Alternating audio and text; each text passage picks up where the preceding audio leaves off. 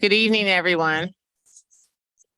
We will now convene the October 19th meeting of MCE Board of Directors. The time is 7:09 p.m. Madam Clerk, would you please call roll? Yes. Belvedere.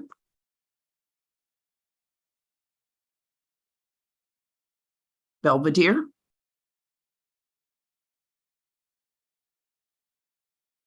Can't hear you. You're.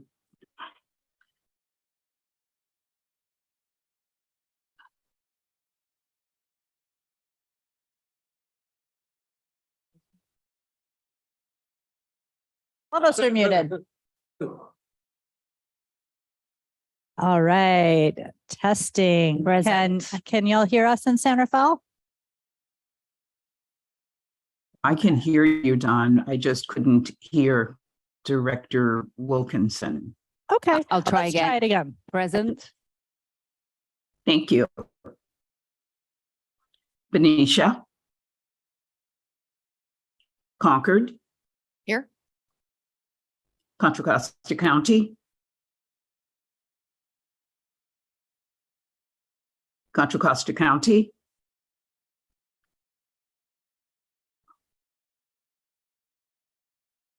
Corte Madera. Here. Director Joya, are you still able to hear us? Yes. Yes. Okay, thank you. Corte Madera, Corte Madera is here. Danville, Here. El Cerrito. Here. Fairfax, Here. Fairfield. Here. Lafayette. Larkspur, Here. County of Marin, Here.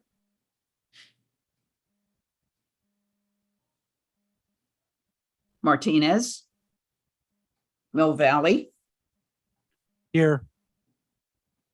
Moraga, Here. City of Napa, Here. County of Napa, and 4 Napa cities, Here. Novato, Oakley, Here. Pinole, Here. Pittsburgh, Here. Pleasant Hill, Here. Richmond, Here. Ross, San Anselmo, Here. San Pablo, San Rafael, Here. San Ramon, Here. Sausalito, Solano County, Tiburon, Here. Vallejo, Here. Walnut Creek. Here. Quorum established. Thank you. Now moving on to board announcements. Are there any board announcements from any of the directors?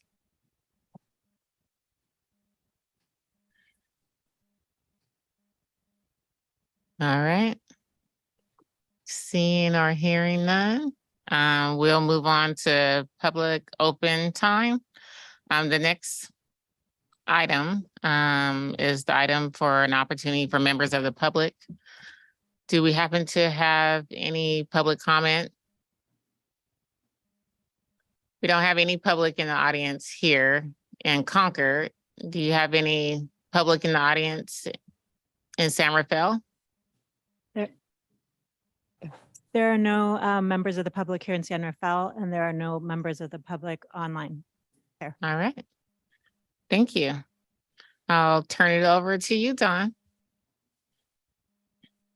All right, thank you so much. really excited to see everyone here this evening. We have a full house. I think this is the biggest group we've had of board members in this room in years. I think since the beginning of COVID. So really, really exciting to see you all here. I wanted to thank everyone that came out for the board retreat. It was really great to see everyone in one location. It's great to be able to do that once a year. And the field trip was also well attended, and we got a lot of great feedback from folks. We also got some feedback that some folks would like us to do it again because they weren't able to make it. So we are planning another visit out there. So stay tuned. We will try to find a good time for that, and we'll let you know. I wanted to give a couple of updates. So as you know, we've been receiving a lot of grants lately, which is fantastic. It allows us to really deepen our impact in the community. And so this month, the one new hire that I wanted to announce is Amanda Leonis, who was added to our customer programs team as a grants administrator. Oh, and there we are. Amanda, say hello. Hi, everyone. Thanks for having me. I'm so excited to join the team and do great work. Thank you.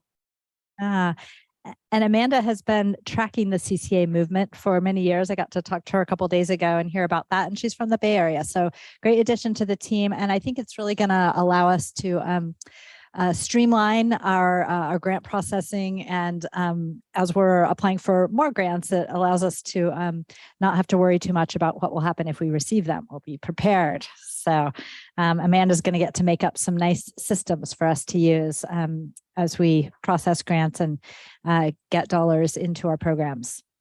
Next, I wanted to let folks know that earlier this month, we had a great event here. It was called Clean Air Day, and it was in partnership with a lot of other groups in the community. It was really focused on EVs, electric vehicles, and we had free EV charging, e-bike demos, local sustainability information, food trucks, and we also sponsored Clean Air Day in many other parts of our service area, including 22 different events or projects throughout the Bay Area, including Richmond, Pittsburgh, Napa, Fairfax, and San Anselmo, through a lot of different partner organizations. So wanted to let folks know about that. We'll probably be doing it again next year. So stay tuned for that. And then a big announcement on the power resources side. We are really excited to announce that we are now receiving energy from our first large-scale solar and storage project. This project was contracted for many years ago. It's been getting built, getting permitted, getting online, and it is now delivering to us. We had a ribbon cutting just yesterday down in San Bernardino County. And this project is so big. It's 110 megawatts of solar, 60 megawatts of battery storage. It's enough to power roughly 82,000 homes. It's called Daggett 3, and it's part of a development project with other pieces of battery and solar. Some of it's being sold to other CCAs, other load-serving entities. But if you put the whole project together, it is actually the biggest solar and battery resource in California. So it's getting a lot of good press, and we're excited to be part of it. Wanted to let folks know that the Clean Power Alliance down in Southern California that serves LA and Ventura counties has just announced that they've received their first credit rating, an A rating from S&P. So we're excited for them, and glad to see other CCAs kind of following the MCE lead on that front with investment grade credit ratings. And then I wanted to give an update about a program that's having a big impact for our local businesses. We've had almost 70 businesses participate in our strategic energy management program, and combined together, they've received over $650,000 so far to support energy efficiency projects. And on average, each of them are saving about $34,000 a year. So if you have commercial, industrial, or agricultural businesses in your service area that you think might not know about this program yet, please send them our way.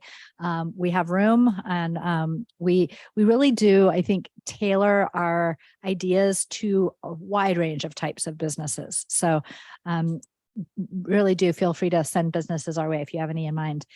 And then lastly, as some national issues have been unfolding, we were asked to comment on the potential for government shutdowns. And so I just wanted to give a little info on how that might impact MCE. As you might know, just this week, federal agencies fully reopened after a 16-day shutdown, and there's another potential shutdown about a month away. Shutdowns would not directly impact MCE's operations or finances really in any measurable way. The one area that could potentially be impacted is a delay in the receipt of the federal earmark funds that we are in line to receive.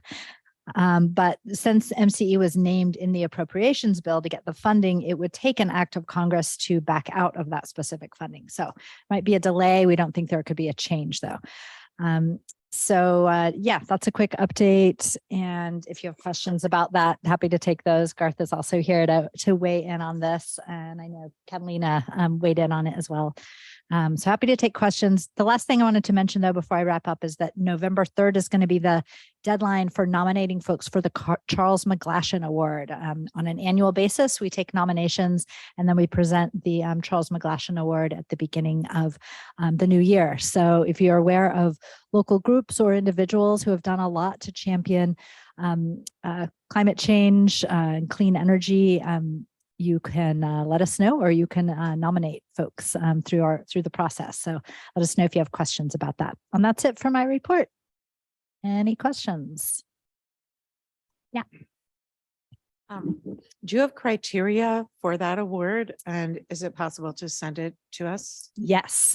Be on the lookout. We are just about to send a notice about that, and it will include the criteria. It'll also include who's received the award in the past. And is there an application? or- Yes, it's a Okay, one-page application. thank you. Any other questions? Okay, thank you, Chair. Thank you. All right, we are moving on to our next item. Item number 5, the consent calendar. We have 3 items on consent. Would any members of the board like to remove any of the items from consent? All right, seeing none, do I have a motion to approve the consent calendar? Move to approve the consent calendar, C1 through C3. I'll second Perkins. Madam Clerk, so a motion made by Director Darling, seconded by Director Perkins. May Great, thank you. can you please call roll? Yes. Thank you. It's weird No, not but- having you here, Darlene, next, in the room with me. Thank you. Yeah, it's a Usually little I can make awkward, that right? eye contact with you. Right. It's a little awkward, but I'll be back. Belvedere, Yes. Benicia, Concord, Yes. Contra Costa County,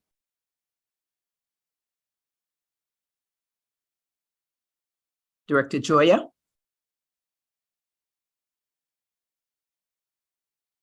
He's not here yet.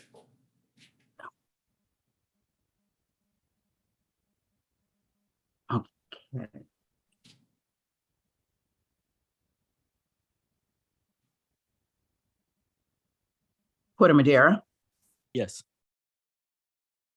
Danville, Yes. El Cerrito, Yes. Fairfax, Yes. Fairfield, Yes. Lafayette, Larkspur, Yes. County of Marin, Yes. Martinez, Mill Valley, Yes. Moraga, Aye. City of Napa, Yes. County of Napa, Yes. Novato, Oakley, Yes. Pinole, Yes. Pittsburgh, Yes. Pleasant Hill, Yes. Richmond, Yes. Ross, San Anselmo, Yes. San Pablo, San Rafael, Yes. City of San Ramon, Yes. Sausalito, Solano County, Tiburon, Yes. Vallejo, Yes. Walnut Creek. Yes.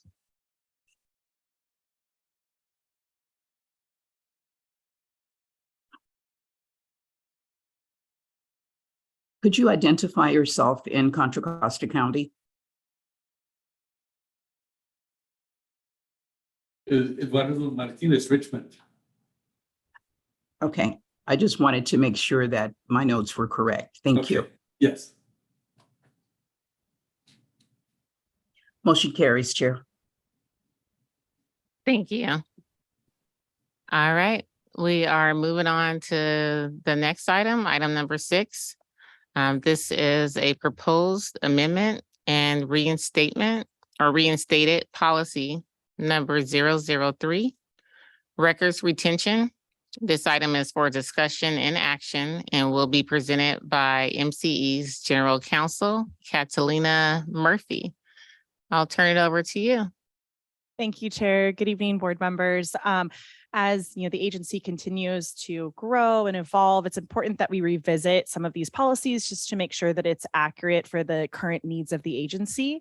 And so what we've done here is identify certain records that have value to MCE and ensure that records that no longer serve a need for the agency can be disposed of only unless authorized, and then ensuring that we keep the records that have value on a permanent basis. So we've also included language in this policy to ensure that if our policy is ever out of date and not consistent with law, we can ensure that we are still following consistent law, and then we can update the record as needed, update the policy as needed. So with that, staff recommends that the board approves the amended and restated policy number 3, records retention. I'm happy to answer any questions if there are any. Are there any questions from directors here in Concord? All right, seeing none. Any directors? I move approval of the amended and restated MCE policy 003. Second. But before we move the approval, just to make sure we don't have any public comment on this item. All right, seeing none. So we have a motion made by Director Meadows. Do we have a second? I had seconded Director. Who's the second? I'm sorry, I didn't hear that. Holly Thier. Director Thayer, thank you. Madam Clerk, please call roll.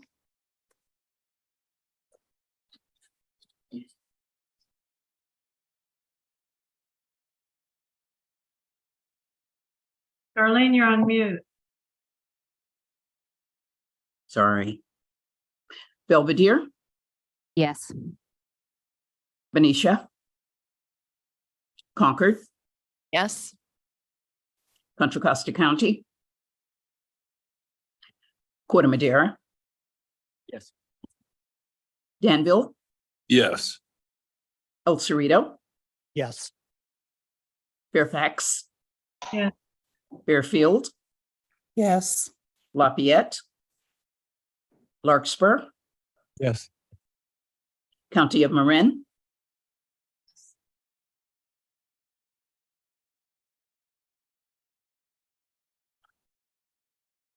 County of Marin. Yes. Thank you. Martinez, Mill Valley, Yes. Moraga, Aye. City of Napa, Yes. County of Napa, Yes. Novato, Oakley, Yes. Pinole, Yes. Pittsburgh, Aye. Pleasant Hill, Yes. Richmond, Yes. Ross, San Anselmo, Yes. San Pablo, San Rafael, Aye. San Ramon, Yes. Sausalito, Solano County, Tiburon, Yep. Vallejo, Aye. Walnut Creek. Yes. Motion carries. Thank you, Madam Clerk. All right, moving on to item 7.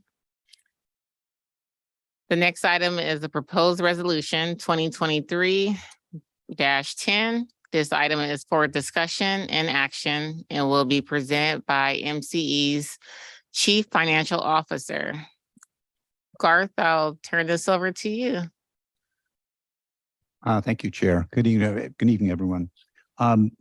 So tonight, would like to talk about a proposed parameters resolution, Resolution 2023-10, which will authorize staff to move forward and finish in negotiations and complete a renewable energy prepayment transaction. Next slide, please. So this is would be our second prepayment transaction. Our first transaction was completed in the fall of 2021, and it was a $602 million transaction. These were green bonds, tax-exempt green bonds, climate certified. And the transaction is producing, it says 2.6, but actually with some interest earnings closer to $3.4 million a year in savings for MCE and MCE's ratepayers. It reduced the cost of this renewable energy from these power purchase agreements by 10.3%. And the bonds were issued through a conduit issuer that MCE is a member of. It's the California Community Choice Financing Authority. And in that case, we put in 4 renewable PPAs. And again, these were contracts we had already signed, but we are prepaying them, and that allows us to reduce the cost of those transactions. Next slide. So talk a second about the conduit issuer. It's a JPA. It was formed in July of 2021, and MCE is one of the founding members. It currently has 6 members, and if another CCA wants to do a transaction and they're not a member, they just join this JPA, and then they can issue prepayment bonds through the JPA. Next slide. So a little sort of summary of a prepayment transaction, and in particular for renewable energy here in California. So since 2021, 8 and actually now 9 transactions, because one just priced on Tuesday. So 9 transactions have been completed by CCAs through CCCFA, totaling now over about $6.5 billion. These transactions are saving ratepayers about $40 million a year. And again, they're becoming pretty popular. East Bay Community Energy has completed 3 of these transactions. Silicon Valley is also working on their 3rd. So this would be, again, MCE's 2nd transaction. Next slide. So what are the key elements of a renewable prepayment? So clean energy contracts from MCE's portfolio are assigned to the taxable prepaid supplier. So in this case, we're looking at about 5 to 6 long-term PPAs. Now, these are existing PPAs that MCE has already signed. They're fixed price contracts. And through this prepayment, we preserves all the operational aspects, and whatever we do with that PPA counterparty, that continues. And we receive the PCC1 and long-term attributes. And importantly, the debt associated with the transaction is issued through the conduit, CCCFA, and it's non-recourse to MCE. So the debt is secured by the contracts and agreements, and it's ultimately recourse to the prepaid supplier, the institution that took in the prepayment. Again, if the transaction terminates early or some other reason or the prepaid supplier fails to perform, so MCE forgoes the savings, and the contracts go back to the status quo. So, if things happen, that would cause the entire transaction to come down, MCE just goes back to its original terms of those contracts. Next slide. So I want to talk about the resolution. So the resolution is a parameters resolution, and it directs staff to complete the negotiations on the proposed prepayment and to finalize and execute all the necessary documents, but only under certain parameters. These parameters are that the bonds will not be obligations of MCE. The par amount of the bonds will not exceed 1.25 billion. And the discount or the savings on that prepaid energy will be at least 8%. And the total cost of issuance will not exceed 1% of the bonds. This proposed resolution approves the forms and the transaction documents and directs staff to take the necessary payments from the proceeds to pay the vendors involved in the transaction. Next slide. So just some quick summaries of the parties in some of the documents, and these are the ones where MCE is a party. There's a main clean energy purchase contract. There's limited assignment agreements, which is where we assign certain aspects of those PPAs to the prepaid supplier. There's an operational services agreement, which effectively keeps all of what we normally are doing with these contracts and interacting with the PPA suppliers. That continues. There's a custodial agreement. There's a trustee involved, and there's a custodian that takes in payments and makes payments. And then Appendix A of this offering document, the preliminary official statement, and then final official statement, which describes MCE as the purchaser of the prepaid renewable energy in the transaction. And these documents were in your packet, either directly in terms of the resolution or with a link if you wanted to had an opportunity to review those. Next slide. So executive committee action, the executive committee on October 4th, voted to recommend approval by the board of resolution 2023-10. The estimated fiscal impacts are savings of $4.5 to more than $6 million a year on the cost of the prepaid energy. And the requested recommendation is that the board approve resolution 2023-10, authorizing staff to finalize negotiations, execute all necessary contracts, documents and certificates required to close the proposed prepayment transaction, and then direct payments from the bond proceeds. Next slide. I think we have opened it up for questions. Are there any questions from members of the board in San Rafael for Garth? There are no questions, Chair. Any questions here in Concord? I assume this is the terms and things, though the numbers change a little bit, but this is just like the other prepaid agreements we've already approved. Yes, that's correct. Yeah, we beat that one to death pretty well, as I recall. Yes, we did. All right. Do we have any public comment on this item? All right. Seeing none, do we have a motion for this item? Can I just make a comment? Can I make a comment first before you speak a motion? Yes.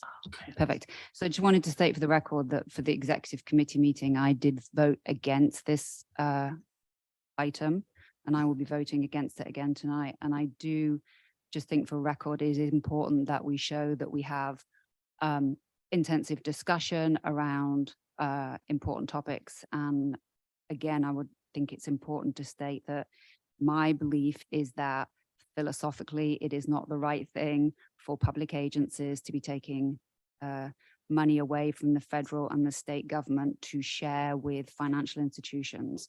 That money means less money for food programs, for Medicaid, for all the things that benefit low-income people. And I think philosophically, that's a bad idea.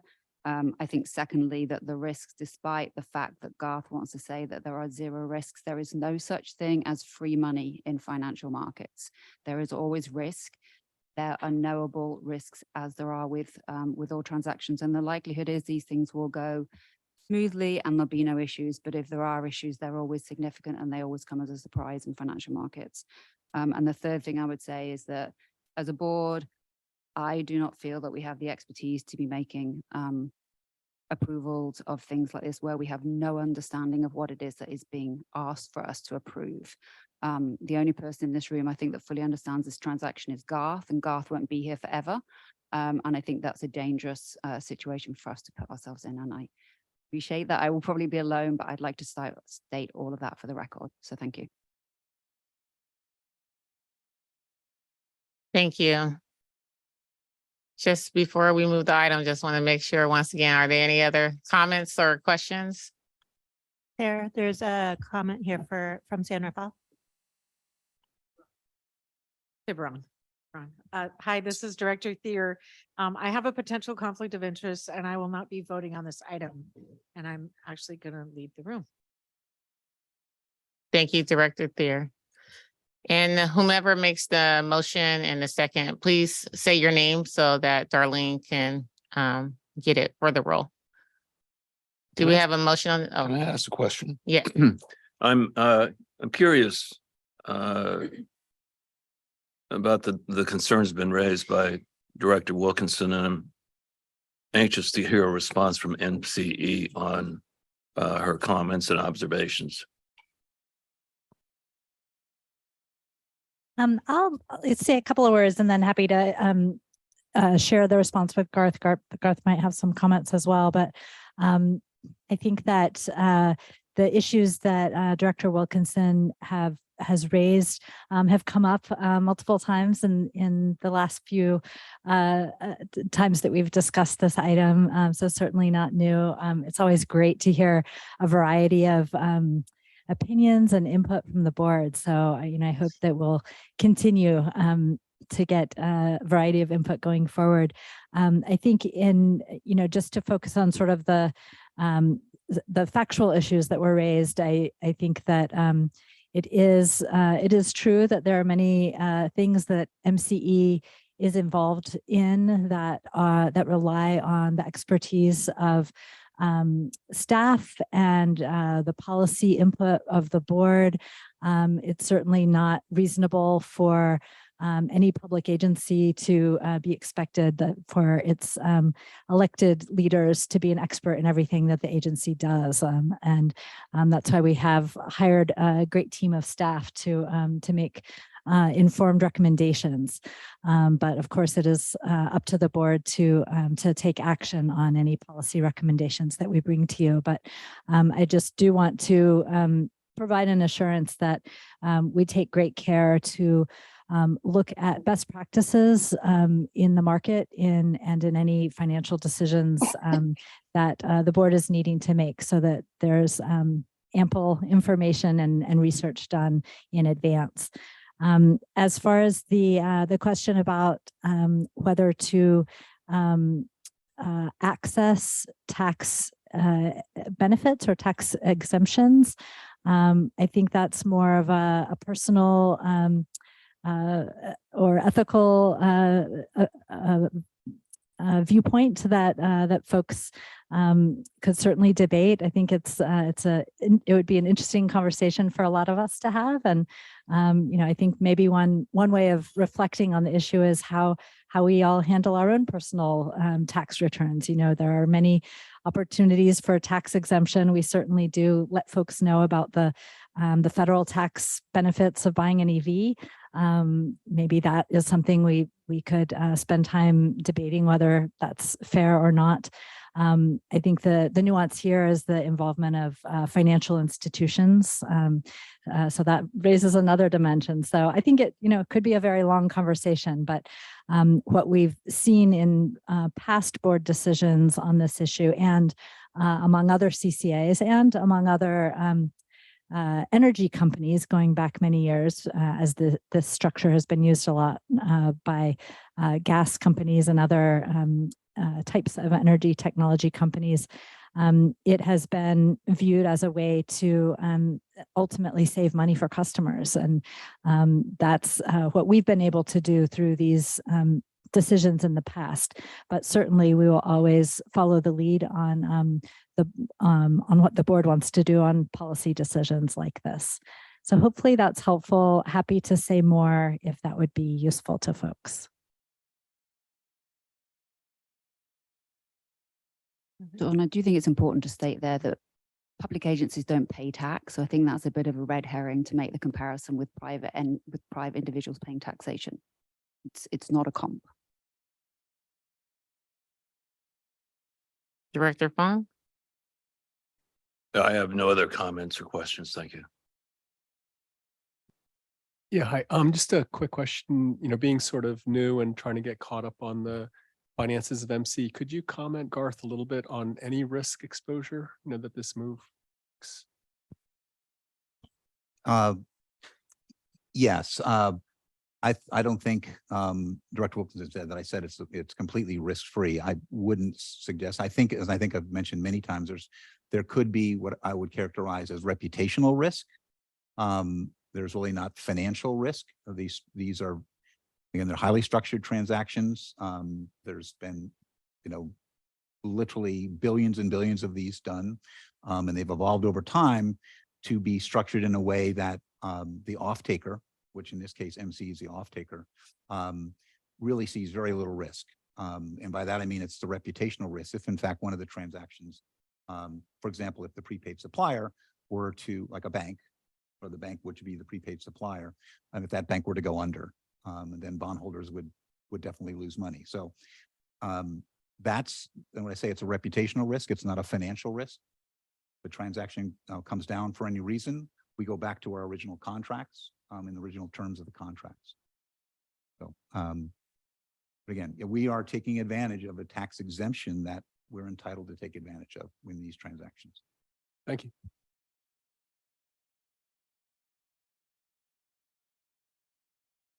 All right. Do I have a motion for this item? I'll move proposed resolution 2023-10. It's Perkins. Second that, Quinto. The second, Quinto? Quinto, yes. All right. Madam Clerk, please call roll. Belvedere, No. Benicia, Concord, Yes. Contra Costa County, Corte Madera, Yes. Danville, Yes. El Cerrito, Yes. Fairfax, Yes. Fairfield, Yes. Lafayette, Larkspur, Yes. County of Marin, Yes. Martinez, Mill Valley, Yes. Moraga, Aye. City of Napa, Yes. Napa County, Yes. Novato, Oakley, Yes. Pinole, Yes. Pittsburgh, Aye. Pleasant Hill, Yes. Richmond, Yes. Ross, San Anselmo, Yes. San Pablo, San Rafael, Aye. San Ramon, Yes. Sausalito, Solano County, Tiburon, Vallejo, Aye. Walnut Creek. Yes. Motion carries, Chair. Thank you. Mhm. Item number 8 is an energy storage agreement with Corby Energy Storage LLC. And item number 9 is the energy storage agreement with Key Energy Storage LLC. We will have a presentation on both of these items now from MCE's Manager of Power Resources. This item is for discussion and action. I will turn it over to you, David. This is Vic and David, just a second, and PD will be part of that too. I just want to say that on Tuesday, the 17th at 12, the Ad Hoc Contracts Committee met, and Director Perkins and Director Kohler were part of that. VD and I discussed with them and shared with them the unredacted contract that we cannot share publicly. And after the presentation, Director Perkins and Kohler could add whatever they deem to share with the board. So I just want to say that. So VD or David, go ahead and start, please. Thank you. I'm David Potovsky. I'm a member of the procurement team. And Dawn, thank you for introducing the Daggett project. You know, they kind of disappear for a little while. We work really hard to do our qualitative and quantitative analysis. We negotiate a contract, then it kind of sits dormant in pre-development. Then there's this giant construction progress, and then we have this project, and it's amazing. And I can't wait to see it in operation. Our first battery storage project.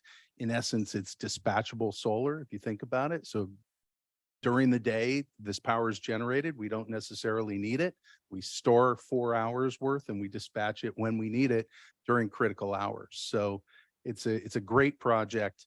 I actually thought when you were announcing it, Don, that you were going to talk about Strauss Wind, which through a lot of blood, sweat, and tears over the last 3 years, through any number of challenges the project has had, is I'm happy to announce that it's spinning test energy. So it's not commercial operation yet, but the majority of the wind turbines, the first wind project in Santa Barbara County, and our first really kind of big ground up wind project, almost 100 megawatts, will hit COD sometime around the end of this month, early next. So it's a great project. It's beautiful in my biased opinion. And so anyway, we'll be happy to announce that at some point soon. But tonight, we're here to talk about 2 energy storage agreements with Corby Energy Storage LLC and Key Energy Storage LLC. Thank you very much for having me here this evening. Next slide, please. So I'll first run through the process. How do we get to these projects? What kind of detailed process do we take to bring these projects to a point where we start negotiating the contracts? I'll give you a brief overview of both Key and Corby, present staff's recommendation, and leave some time for Q&A at the end, but I'm happy to take questions in real time as well. So please stop me if you have any. Next slide, please. So what is open season? Open season is MC's annual solicitation to the universe of project developers. Super valuable in my opinion, because we get market intel on pricing, we get market intel on new technologies, what's hot, and most importantly we are procuring projects that we're able to see everything out there and pick the best of the best. Next slide, please. Before we get started, we put our goals together, and there are really 3 fundamentals here. So MC has an integrated resource plan, or IRP, our kind of look forward on what we need for our targets for renewable energy and energy storage. We are constantly adding supply of resource adequacy, or our RA, to our portfolio. It's a very tight market right now, so RA is extremely valuable. And probably the biggest driver of these contracts and our open season this year was this California Public Utilities midterm reliability decision. So there were 2 over the last couple of years, D21-06035 and D23-02040. And this is a mandate. So we don't have any choice in procuring these items. And it was a big driver because the timeline was super compressed. And there are very few projects that meet the criteria that we needed. And so we jumped on some really good projects. We then look at product types. So energy, renewable, PCC1, product content category 1, as well as energy storage, paired or standalone. So standalone is charged by the grid, and paired would be paired with a renewable. Next slide, please. So why energy storage resources besides meeting our mandates? I'll go through this graph to the right here. And this really tells a story. So this is a snapshot of the entire year of 2030. And we chose 2030 because all of the projects that we have under contract will be built by then. And then this shows the effect of the 3 battery projects that we will be bringing to the board, 2 tonight and 1 later in November or early December. So the red line is MCE's load in 2030. And you can see on the horizontal axis, those are the hours of the day. So this is a year, an average year. And on the vertical axis that's volume in megawatt hours. So the red line is MCE's load. And you can see, it fluctuates, and the highest part of the load is during the evening hours. So between, say, 5 and 9 p.m. The blue dotted line, or I'm not sure if you can see that that's blue, but the lowest dotted line, that is the shape of how we intend to use the battery. So in the middle of the day, when solar energy is plentiful and load is lowest, that is when we'll be charging the battery. And to the right there is when we'll be discharging it during very expensive hours, very important hours. The solid green line up the top that intersects with the red line, that's our load in 2030. So that's what our portfolio of assets that we have signed, that's what it looks like. So it's pretty solar heavy. We've signed some great geothermal contracts recently that's kind of flattened that out, but it's still pretty heavy in the middle of the day. So if you kind of put together the effects of the bottom blue line with the solid green line, you get the dotted green line. So you can see here that by discharging some of the energy from our resources, that's the solid green line, it flattens it out a bit, and we're able to shift some of that energy to the hours where we need it. And those hours you can see there are, say, 5 to 9. It's a little complicated question. Certainly. Sorry, I was going to say I like charts and like to understand them. I'm sure I'm missing something here, but so you look from the hours of 1 till 8 or so, and we've got our load demand significantly outpaces our generation portfolio. How's that gap being filled?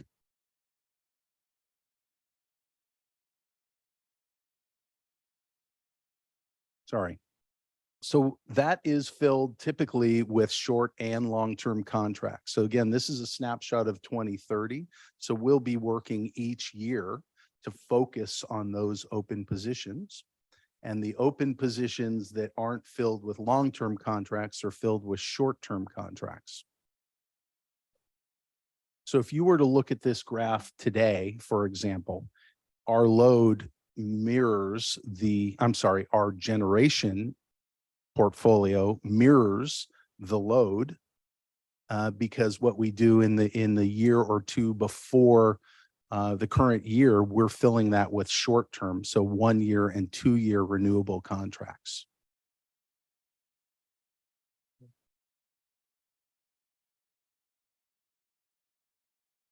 Thank you. You're welcome. I'm always available offline too, if the Brown Act will work with that to answer any of these esoteric questions. So that brings me to kind of the 3 key pieces here of why battery energy storage projects. Number 1, we have the ability to shift this this generation to the hours we need it. For example, moving that, changing the solid green line into the dotted green line helps us meet, battery is incredibly valuable.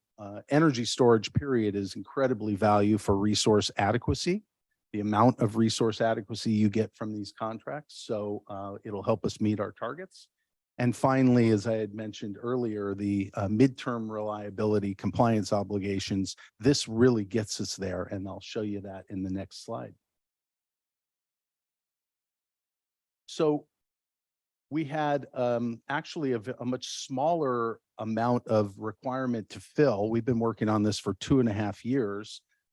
But right about 3 weeks before we launched our open season, we got a new order, a new midterm reliability order from the PUC.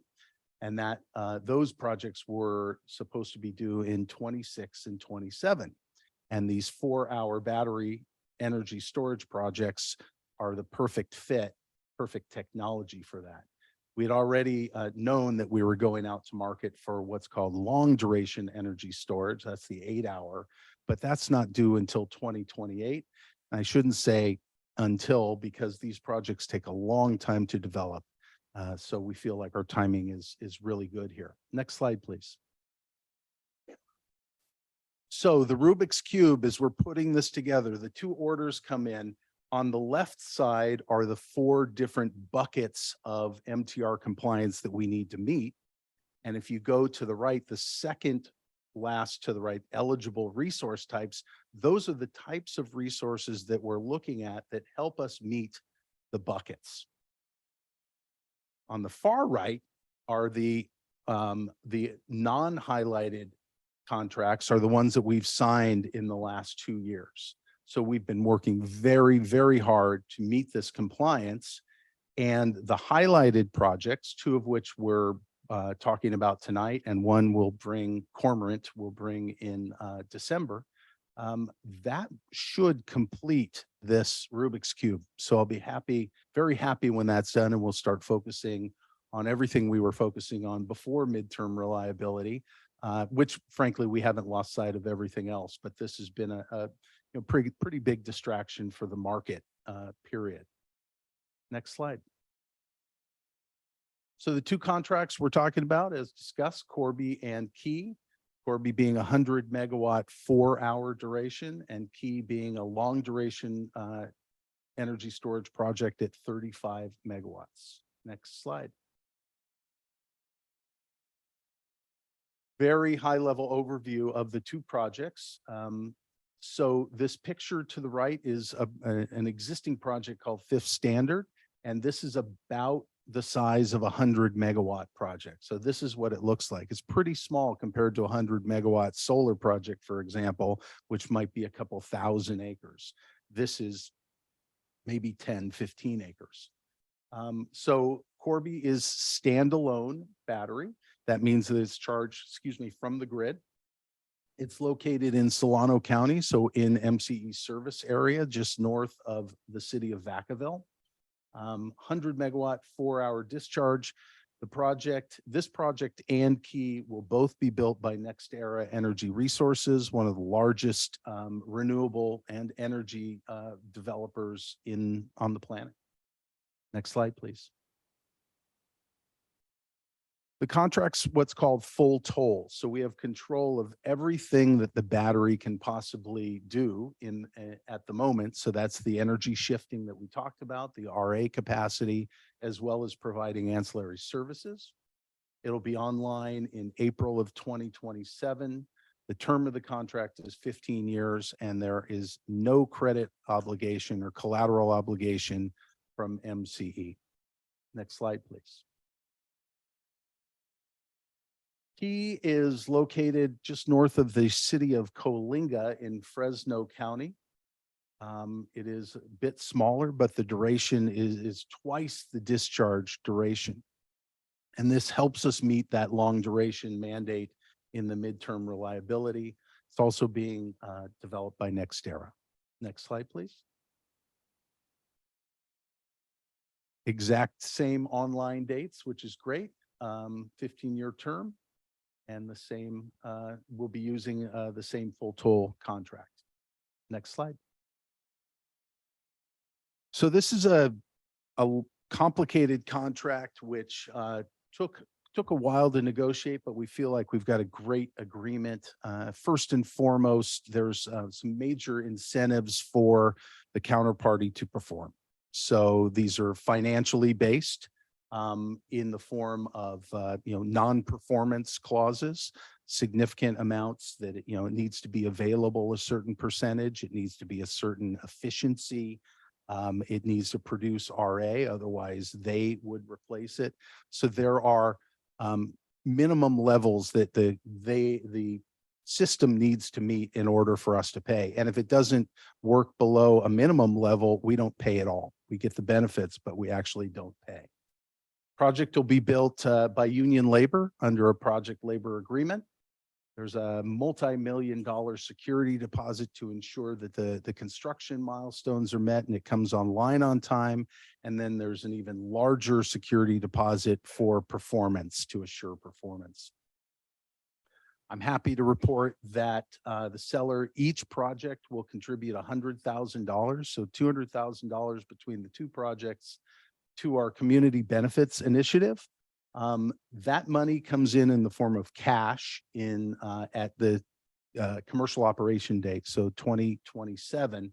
We've left it purposefully loose, although MCE has 100% of the decision on where the money is spent and how the money is spent. And so we left it loose because, you know, what we think we might want to spend that money on today, we're not getting the money till 2027. So, you know, those objectives could change between now and then. And the project, the contract is fixed price. So there will be no annual escalation. We can budget, Garth's team can budget and bring that to the bank. Next slide, please. So we are here to provide staff's recommendation, and that is to approve the Corby Energy Storage LLC and Key Energy Storage LLC. We have scrutinized these two projects to a very significant level, both qualitative and quantitatively. And so we've got kind of four primary rationale, but I'm sure I could go on further than that. But first of all, if you think about the midterm reliability compliance here, so the size, the performance specifications, the commercial operation date, and the type of project fit the compliance.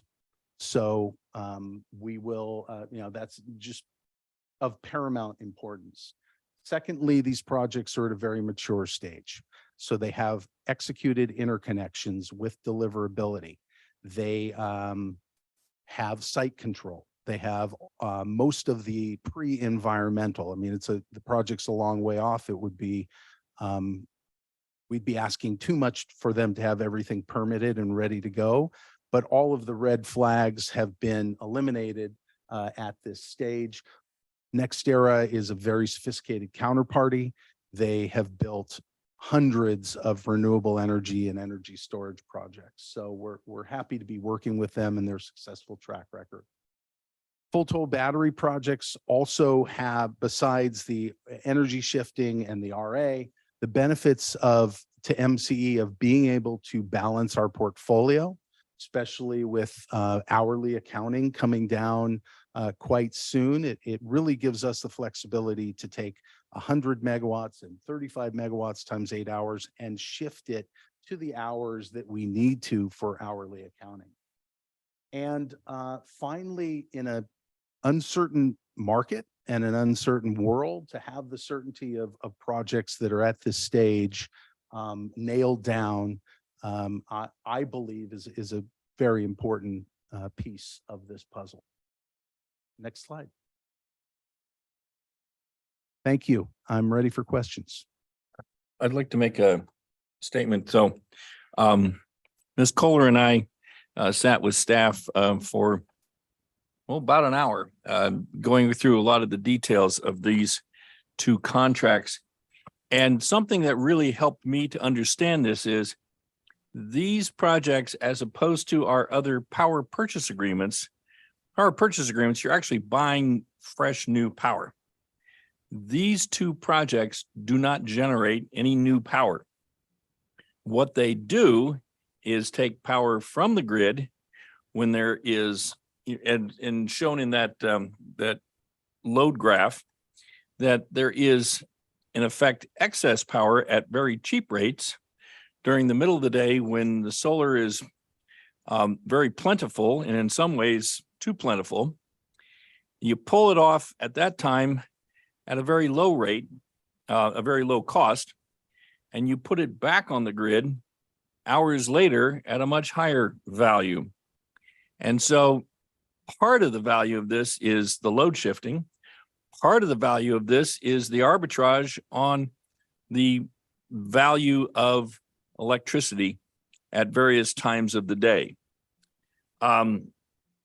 What we are paying this company for, because MCE pays for the energy that goes in and we get the value for the energy that comes out, we're paying these companies for the resource adequacy.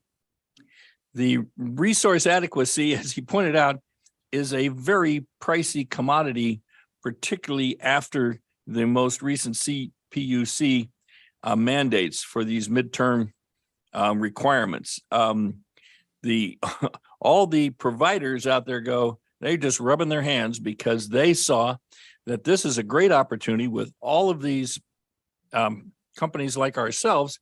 We all need the resource adequacy. And so they held most of the cards. So getting these kinds of contracts to fill our Rubik's Cube was huge.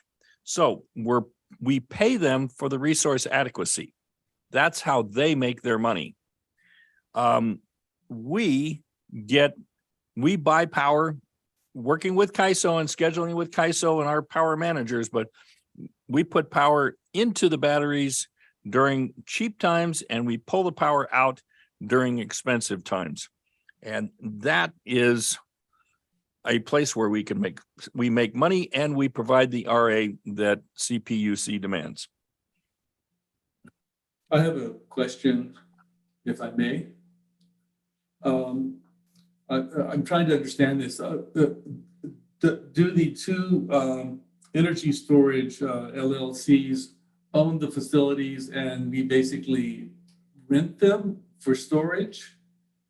I'm not quite clear on how it works. Yes, the owner of the company, I'm the owner of the LLC, which they are an LLC, but they're part of NextEra Energy Resources. They finance the construction, they build it, they own it, and they operate it. And we buy the capacity, as Director Perkins had outlined there. We're buying the capacity, which is the RA, the resource adequacy benefits, but as part of the full toll contract, we also get to use the energy arbitrage. So we pay for the charging at hours that we want it, and we discharge and get the California ISO revenue during the more expensive critical hours. So it is a true arbitrage. So it's a little more complicated than renting storage space. Yes. Okay, thank you. I had a quick question. This is Director Darling. I think of this as pump storage because I think hydro, so it's pump storage. But I know the cost of resource adequacy has been a big driver in our rates. And I know that you've redacted the costs here, but are the costs here going to ripple into rates in a way that's beyond what we were originally anticipating? I don't think I'm qualified to answer that, but during our discussions, I was convinced that A, we have to provide the resource adequacy according to the CPUC, and B, this was a cost-effective way of doing just that. And three, we can make some money on the arbitrage, and I don't know the difference in the rates that we're going to be seeing, but the arbitrage on the rates exceeds the inefficiencies of putting power in and taking power out, just as you would have pumping inefficiencies of pumping water uphill and putting water through turbines going downhill. So there's always engineering losses there.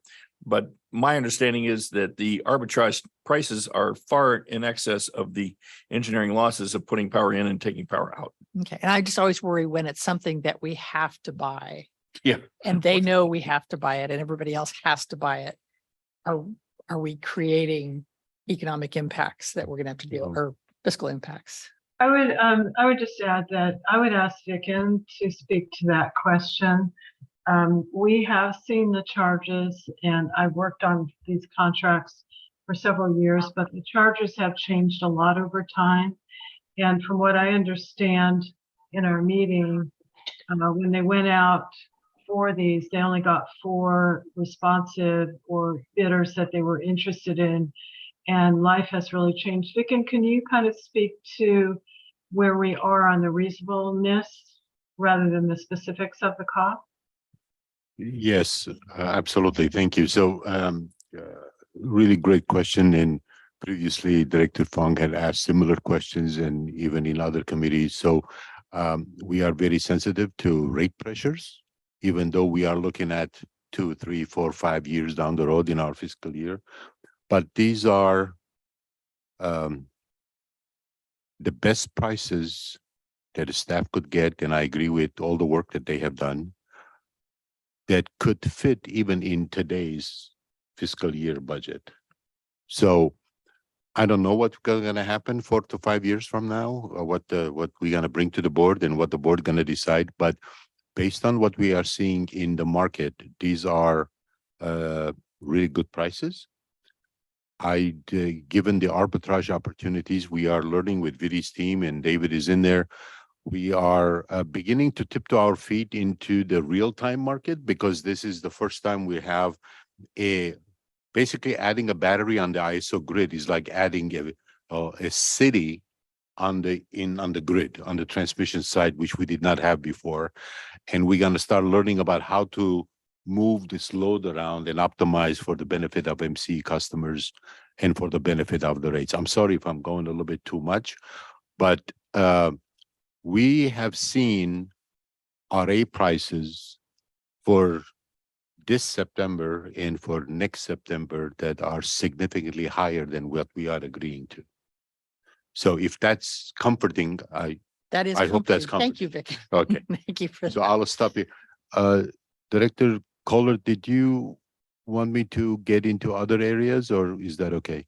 I think I just want to mention one other thing. I think we've got a hand up in the Napa room, but I just want to say that I think Director Perkins really added a lot of good feedback in that meeting, in that he raised some concerns about the country that the bank was in, and Vidi and went back and was able to get that altered.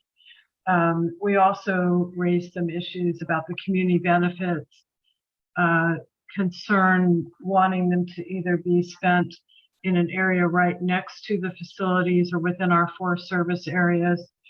And when Vidi went back, she came back saying that they would just basically deliver the cash to us. So David mentioned that MCE will have full control over what those projects are at that time, rather than having the vendor make those decisions. So those were 2 changes that were done in the space of a couple of hours. And they were very attentive to our questions, and we got through it very quickly. But I see Director Painter and Gregory may have their hands up. I had one other comment I wanted to make. If I'm not interrupting, I'm sorry. I noticed that the one of the bank guarantees came from a bank in Argentina, and I happen to be aware that Argentina is undergoing some very, very difficult financial times. They have 10 and 20% per month inflation, and the stresses on their banking system are substantial. And so I was concerned that I didn't want this deal to collapse because a guarantee or a letter of credit or something like that caused this project to go sideways. And so I asked that they see if they could find another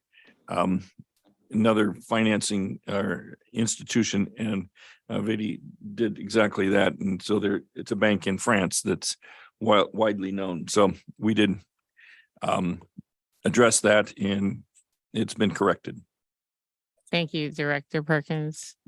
Director Painter, I know you've been waiting for a while in the Napa room. Director Gregory here. It's Dad. I want to thank David for the presentation. I was curious how far along the projects were, but he explained well what mature stage of development meant. Question is, we're counting on these projects to meet those mandates. Do we set up benchmarks and track the progress to these projects to make sure they're actually going to stay on track? And let's say something happens, do we have off ramps? I asked staff to answer that, but we went over that in some level of detail, and the answer is yes. They've got lots of benchmarks, and there are penalties for not meeting those benchmarks. You've got at least 6 or 8 benchmarks built into this, and each one of them carries definite due dates and definite penalties for not meeting them. Thank you. Director Murphy? Yeah, I just had a question for MC staff. If you all can elaborate about the community benefits agreement for each contract. I think I see 100,000 per contract. Is that correct? Good question. And this is something we staff gonna think about how to represent it to the board. So basically, based on Director Perkins and Director the caller's input, we, like David said, we just basically gonna get like a $200,000 check Mhm. in 2027 when it is built. And how we spend it, the staff will come with a proposal for your consideration. So this is a new approach we will take with our contractual with our contracts. So we will decide what to do about it in our footprint and go from there. Okay. And then given the large scale project it is, and then what Director Darling mentioned around just kind of I mean, what it seems to be is like this is the direction we have to go. So I'm wondering what leverage points we have moving forward, or in this contract, in the two contracts we're reviewing today, that could put that number higher. It seems like that's a rather low number given the like scalability of the project. Yeah, I'm gonna punt that to David as the main negotiator into this. And David, do you want to answer that? Sure, absolutely. And it's not the first time that that's come up. We really put the community benefits as kind of a tiebreaker extra credit exercise. What I'm always reticent to do is to put it in there as a requirement and then have the developer price that into the deal. So we typically wait till towards the end and we say, well, wait a minute, there was this extra credit assignment there. What are you willing to do? And there's oftentimes different flavors. So the Cormorant deal is different. Their proposal is to spend a lot more money, but at their discretion. And they're going to outline what that plan is to us before we solidify the deal. But in this case, again, it's an extra credit. It's not coming out of our ratepayers' pockets. It is $200,000 that we're getting that came in long after they priced the deal and we negotiated the term sheet. So I guess when you look at it against the total price tag of the project, it is a relatively small number, but the $200,000 that'll be spent at our discretion, whether it's on energy projects or job training programs or habitat restoration. Alexandra, to my right here, we've been talking about this for a few years on how she and team will direct spending this money. And there's probably another $500,000 or more of money that's already been committed from other projects. Hopefully that answers your question. Partially, David, what I'm hearing from you is that there was no negotiation for the CBA. It was an offering of essentially the partners after developing the project idea and the contract. And then it was kind of like thrown out there. Is that what I'm hearing? Well, I would have to go back to my notes to see what their initial offer was, but it is something that we look at as kind of an extra credit. So we're trying to structure this so that it's not prescriptive, so that they're not pricing this into the deal. It's kind of an added some icing on the cake at the end. We could certainly look at structuring it similar to what the San Francisco Public Utilities Commission does, the Clean Power SF. But, that would be at the risk of this just getting built into their CapEx cost. Yes. So I understand it for these. I mean, I know we're reviewing these two items and more than likely we'll probably approve these today. It would be of interest to me as a member of this board to understand how we build our leverage points moving forward. If it's 200,000, I'm assuming the money is not going to be used only for Solano County or certainly not for Fresno County, as that's not a member of this board, but the 37 member communities we have 200,000 with a blink of an eye goes pretty quickly. So I just want to make sure that we have a developed policy or opportunity moving forward, because these projects are going to come, which is great. And I want to commend you all for making them happen. I also want to make sure that the power that we hold that leverage points, and that we understand those leverage points that we have as a board as well, if we don't today. Yeah, no, completely appreciate that comment. Like we talked a little bit at the board retreat about this item, where altogether the staff had brought us about $1 million now over the years on this item itself, but the staff will develop an approach on how to do this. But please understand that what David's last point is really important. We don't want to put in our ratepayers' rates a so-called contribution towards the communities. We want the extra coming from the developer itself, not as part of the negotiation for the purchase price. That's where the finesse comes in from staff on how they negotiate.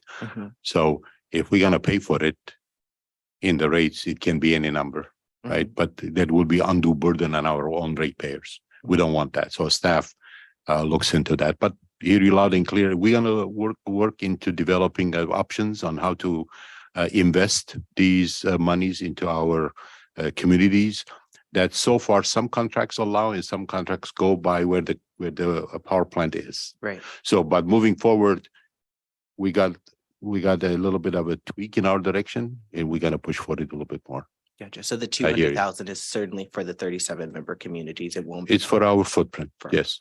Wonderful. Thank you. Actually, yeah, I want to jump in here. We did talk about this a little bit at the retreat, and I think that the real benefit of having the dollars flow directly to us is that we'll be able to make a decision on how and where they are spent.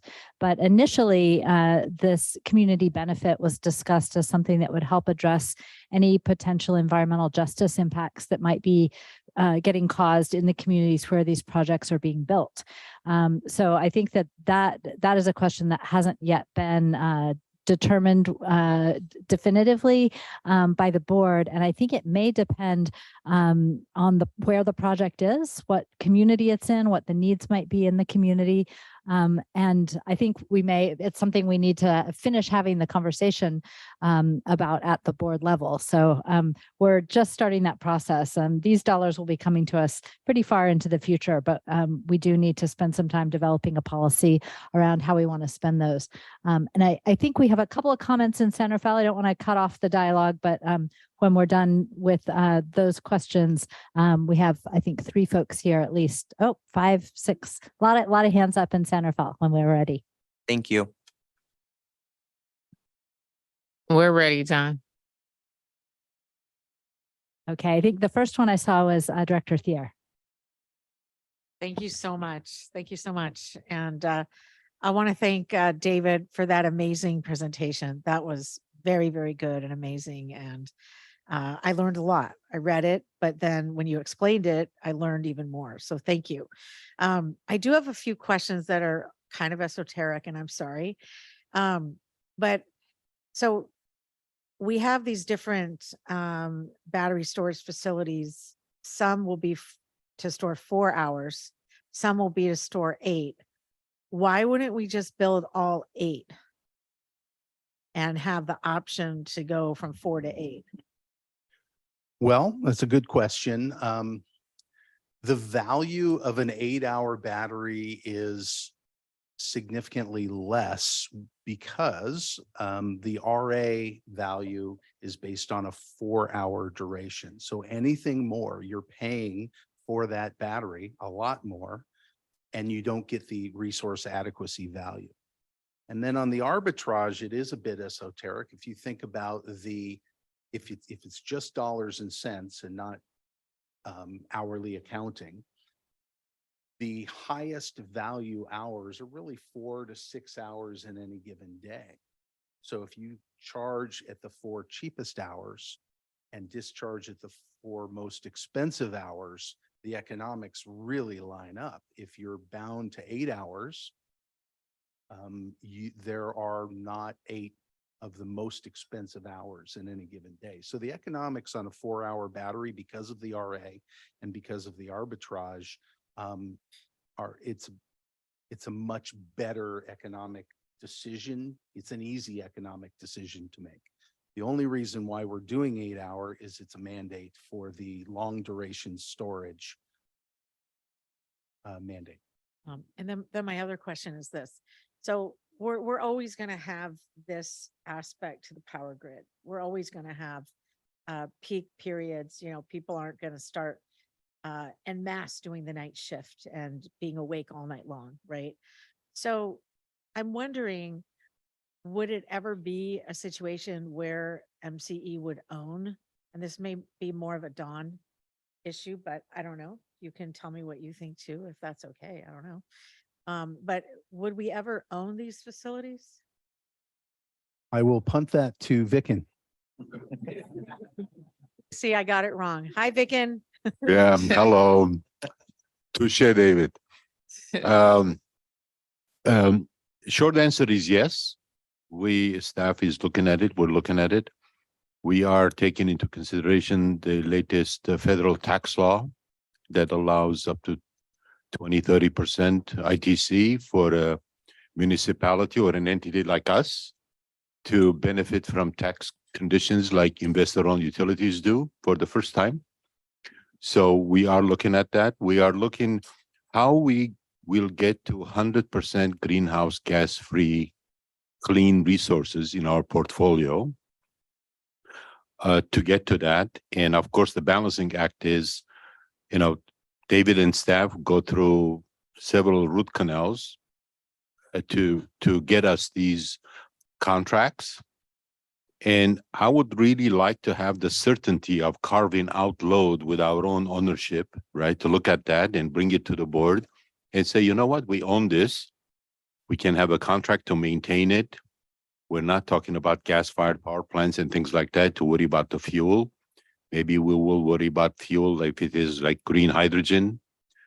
So yes, we are looking at that to say, okay, how do we provide certainty for MCE for its future load, and how do we start eating into those capacities, right? We have like 1,250 megawatts load at the peak in summertime. We are planning to get chunks of it out of it from needing to negotiate for it. Okay, thank you. Sure. Great question. I love it. And if I could add just one extra piece of context there, you know, for the last, 12 years that we've been in existence and buying energy, the tax incentives have really favored private companies. And that's why all of the solar and wind in our portfolio up until now is owned by a private company, because they're able to draw down those tax benefits and provide a lower price to us. And it kind of, you know, if we want to think big picture, it circles back to the conversation we were having earlier of, should we take advantage of, tax benefits that are available to us? Well, we have through the structure there. But with this, with these projects, there's new tax legislation that currently allows public government organizations to benefit from the ITC in a way that we weren't able to before. So that does change the equation a lot, and has us very interested in considering ownership. Okay, that's great. That's great to hear. So you're saying the legislation has already changed and does allow for the credits for an organization like this? Because I was going to say, our assemblyman just walked in. He's looking for bill ideas. This would be a great one. We were just talking about battery storage, that we're entering into some battery storage contracts if the board approves it. And I asked the question, would we ever consider buying and running and constructing our own battery storage facilities? So, well, thank you very much. Yeah. And my last thing is a comment. So traditionally, the community benefit programs are meant as a mitigation measure towards the construction. So if you're going to construct a big, huge battery storage facility in a community or in a neighborhood, traditionally those community the benefit that goes back to that community is usually something environmental, something that this organization would decide to do. Now, with a 37 county, 37 member organization, that does change it a little bit, but traditionally it would be something that went back into that community. Thank you. And I know we have a couple of hands up here. I also want to acknowledge Assemblymember Connolly who's joined us. Thank you so much for being here. Feels like a bit of a homecoming back at the MCE table here. Yeah. We are discussing a couple of power purchase agreements, super exciting battery storage agreements. And we're just wrapping up a bit of the Q&A here. And I saw some hands up on this side of the room. I believe Director Rice, you're next.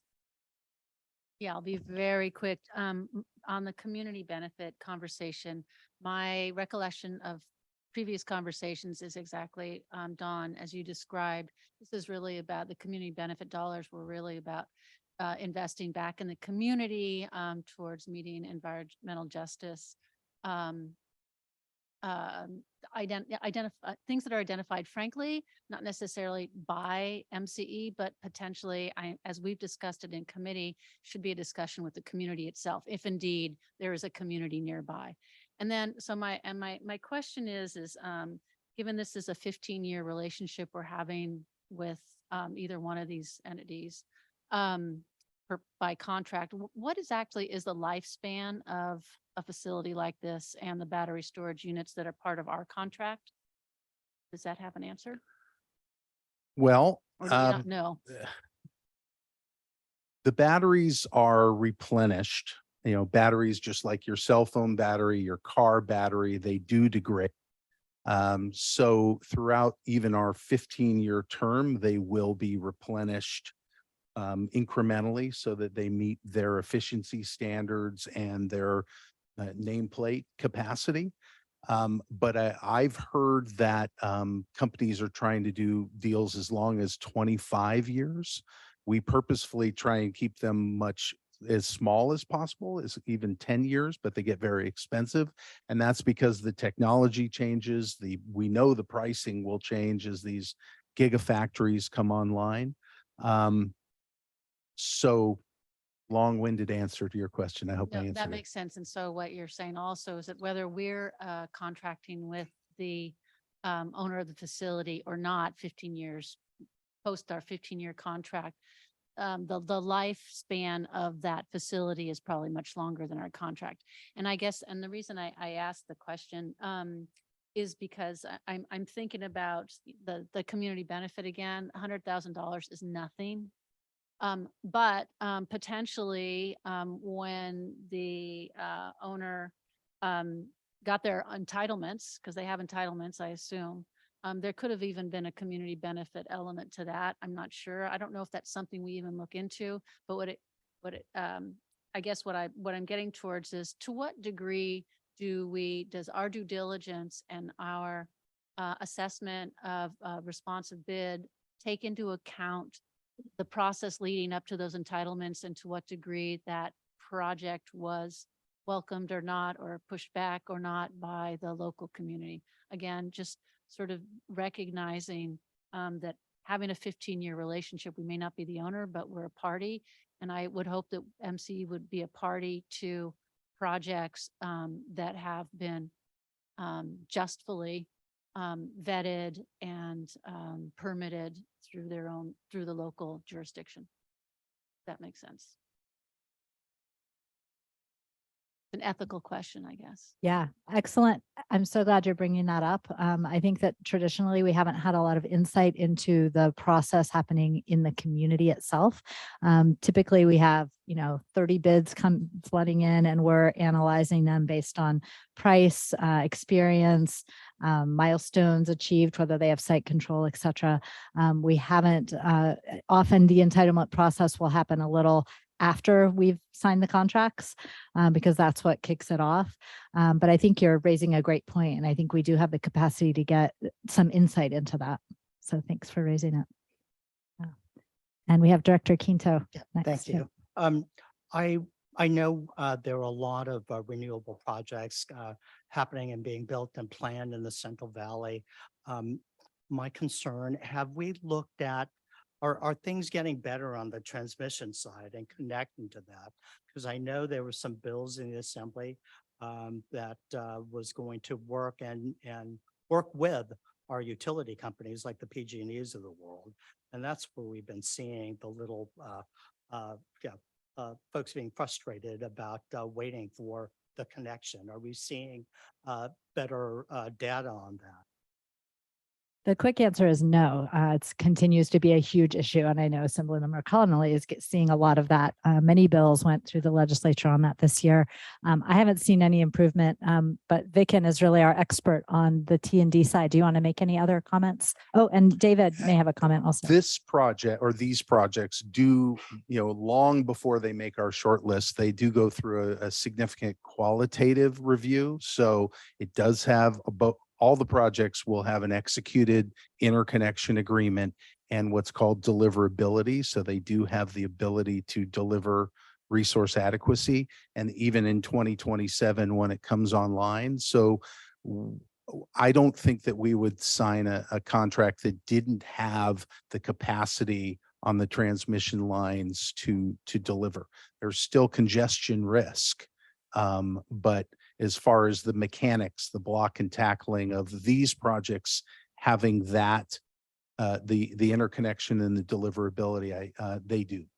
Yeah, it definitely showed at our, over the summer, not this past summer, but the summer before, where we were not able to use these projects that we've invested in because of waiting for the transmission hookup. So, and I know our assembly member here is part of the Energy Committee, so that Max and I and Eli and this board look forward to working with you.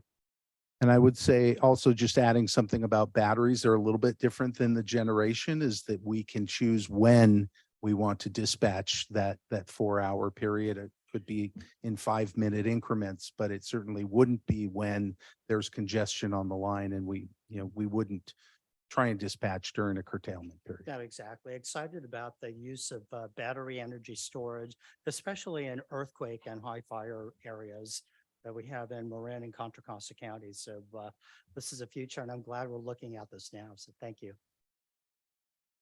And Chair Scales Preston, I believe we have 2 more here, or I will help be the eyes here and point out who I think is next. Director Beckman, go ahead. Thank you. Appreciated Director Rice's question about battery degradation. I just wanted to get kind of a broader overview. I understand that both of these facilities are lithium ion technology. I don't have a solid grasp on kind of the different battery technologies out there or where the industry is headed, but I was wondering if somebody could give us kind of an overview of the pros and cons of lithium ion relative to any other technologies that are either already at market or emerging. I can give you a very high level. We did not receive one energy storage project bid that was not lithium ion. It is the predominant technology. It is what is being produced for cars and cell phones and everything else. So it is a commercially available technology. I've heard about flow batteries coming down the pipe at some point. They're 60% efficient, and these projects are in the high 80s as far as efficiency. They take 2-3 times as much space, but we've never seen a bid. So, what we had to choose from was lithium ion. Perfect. Thank you. And Director Wilkinson, I think you're next. I'll be very quick. 2 quick questions. Is this a shared resource? Yes. What are the risks with that in relation to RA and any other aspects? We have our own resource ID, our own KISO meter, so we control our slice of the project. So there's no risk of overlap or anything else that's specifically carved out? We have a dedicated interconnection agreement for our slice and the deliverability that the California ISO has already given to us. So as far as I know, no. Sorry, in terms of the location of the Solano facility, obviously that's further away and you lose energy the further you transfer the energy, you're losing energy as that's transferred. Is that a financial disadvantage to us, or is it actually a financial advantage because we're likely to be trading some of that energy to other areas? So we do our analysis based on the node. So the P node, which is exactly where it's taking charging energy from and discharging to, and there are economic signals on a 5-minute basis that of the pricing. So we're literally looking at that node for any project that we're looking at. So I'm not sure I understand anything more about the question. Are you talking about losses because of the distance from our load here? Does that wouldn't come into our calculation? I just want to clarify, sorry. Since the creation of the California ISO, the contract path philosophy is no longer there. The California ISO takes the total balancing authority, looks at in the nodal model, takes the total load, takes the total generation, including imports minus losses, and dispatches it. So there is no distance sensitivity on the location of a load to where the load had purchased the resource. The balancing authority does optimum dispatch and minimizes losses and minimizes congestion. So the contract path, if Director Wilkinson, if that's what you were thinking about, the contract path phenomenon that still exists in other areas in Pacific Northwest, in where there is no FERC-approved ISO independent system operator, it's still alive and kicking, but not inside California ISO. Thank you very much. Okay. And Chair, we have one more question here, I believe. Go ahead. Thank you. Yeah, so this is around building these facilities, and I'm thinking about Central California and thinking about sustainability. And I'm looking at all these areas, and there is a huge depletion of underground water with the drought. And I'm looking at all this construction, and I'm looking at the soil and the runoff water. And I'm thinking, I don't know where we are in the negotiation, how far are we where we could request, I don't know if there are like living roofs, water catchment places, soil health, that just to keep, because I'm looking like it's surrounded by agriculture, and how can we, start doing these constructions in a way that is more sustainable, just around when we are talking about environmental justice. I don't know. Can be part of a negotiation. Great question. And I'm so glad you brought up those specific examples. After we had started getting solar projects built, we developed the pollinator habitat requirement. And that was really a value add that we now require for any solar project that we buy from. Battery storage is kind of a new thing. Maybe that is something we should be considering, is the water catchment, the living roofs. I'd love to hear any other ideas you might have for requirements around that. But that would certainly align with our values and our goal there. So, yeah. And I don't see any more hands up here in San Rafael unless there are members of the public. Do we have any members of the public via Zoom? All right. I want to thank our assembly member for joining us this evening, and just want to check in with him to see if he has any comments, since this is public comment time.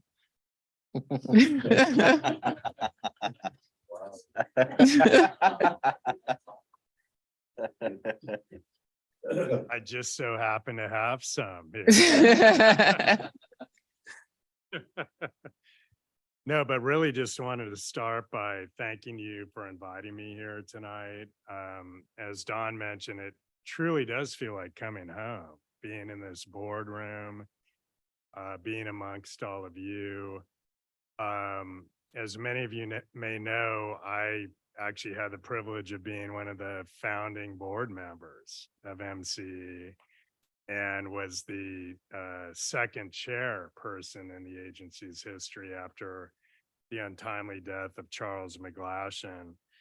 And looking back, I've got to say that MCE truly has been probably the most meaningful public service I've done. And that's why I commend all of you, many of you whom I know, one of whom is actually on my trivia team, actually. I just noticed Catalina.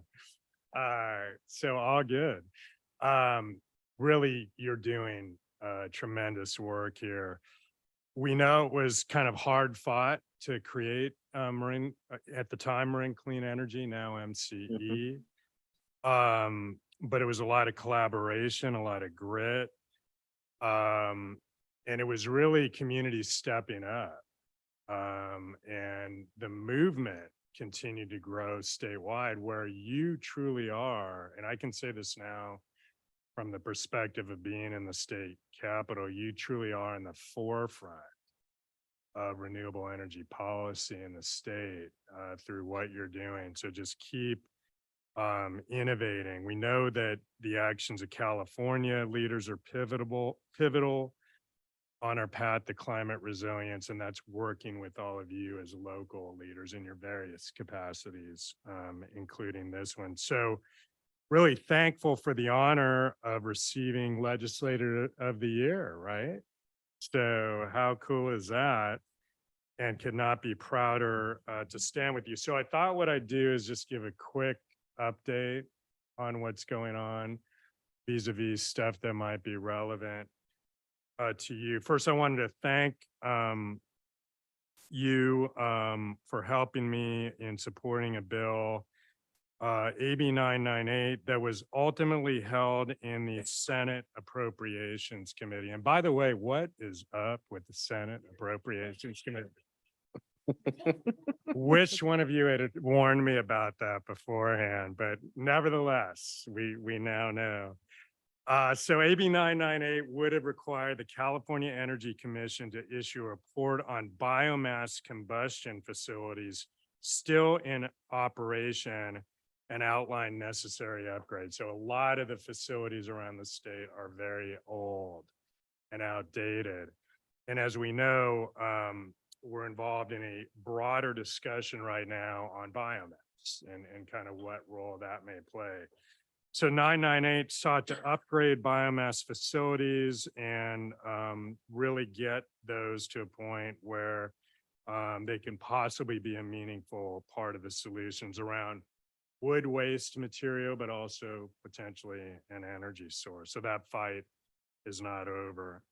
I've had the privilege as your representative of fighting for clean energy and climate policy firsthand. I was actually right when I joined the legislature, appointed as assembly lead on the Joint Committee on Climate Change Policy. So working with my Senate counterpart, Henry Stern. So we're quickly taking a lead role in overseeing implementation of California's climate policies, which we know are very ambitious and we're not going to get to without things like MCE. So that's where you come in. I want to give a huge shout out to your advocacy team in Sacramento. They are top notch and they serve you very well. So good job to them. It's also meaningful on a personal level with my background and as an advocate for climate action to have an opportunity to serve on the Utilities and Energy Committee, and was appointed right away to that as a new member. So perhaps I'm an energy nerd, guilty as charged. But in my view, this is where a lot of the action takes place, almost akin to like the technical committee and MCE, right? And really allows us to get into the weeds. We're doing things like providing oversight to the IOUs and the CPUC, and organized committee hearings on our state's energy grid. That's going to be a huge issue coming up this upcoming year and implementing clean energy options in the community. So of course, I hope to continue to engage a broader group of stakeholders as we collaborate and discuss projects, options, and opportunities related to both clean energy and community choice. So keep an eye out on the UNE committee. So just to really wrap up, my passion for climate action leadership has extended throughout my career. It really was, brought to the fore in this great role, and really looking to continue to bring that passion to bear as a member of the legislature working for you. So really glad to be recognized by my fellow advocates for this lofty award. And again, MCE plays a pivotal role in passing climate resilient legislation, and I'm grateful for our partnership. Thank you.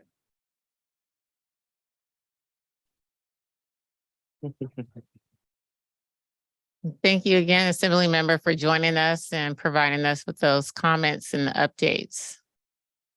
All Yeah, and right. If I may, Chair, we had a few comments we wanted to make as well, but wanted to thank you for, preparing those remarks and giving us an update. We really want to honor you today, and a few things I want to say just so folks are getting the full background on everything. The Climate Action Leadership Award was really created by MCE to celebrate policymakers and advocates who've made significant contributions towards California's fight against climate change through clean energy policies that benefit community choice aggregation customers, which is certainly what you have done. As a reminder, back in August, your board voted to present the 2023 Climate Leadership Award to Assemblymember Damon Connolly, who is a founding board member of MCE and was really instrumental in building the CCA movement in California since we were the first CCA.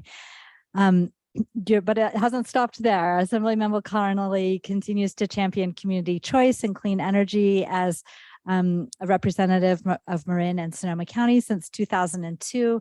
And you outlined some of the committees that you joined already, but I think it's really noteworthy. I mean, in your very first year, holding positions on key environmental and energy committees, including the committees on utility and energy, environmental safety and toxic materials, and the budget subcommittee on the climate crisis, resources, energy, and transportation, as well as select committees on electric vehicles and charging infrastructure and offshore wind energy in California. So you're not just sitting around, you're keeping really busy, and also in your first year in office, authoring 22 bills, including the one that you mentioned, Assembly Bill 998.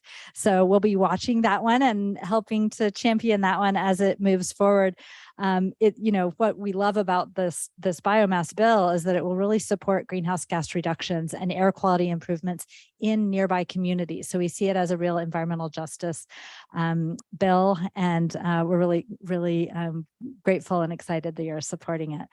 So, and the last thing I want to say is that, with nearly 2 decades in public service, you've served as Marin County Supervisor, Vice Mayor of San Rafael, School Board President, California Deputy Attorney General way back in the day. And in addition to being a founding MCE board member, you've served as the chair of the board during critical formative years, during some rough patches too. And I'll never forget your famous quote, "Don't blink." That came at a very important moment. So always a champion of clean energy. In his first year in office, Assemblymember Connolly has shown his commitment to community choice and support of MCE. His leadership has and will continue to ensure climate protection for the state, in addition to money for California communities across a wide range of issue areas.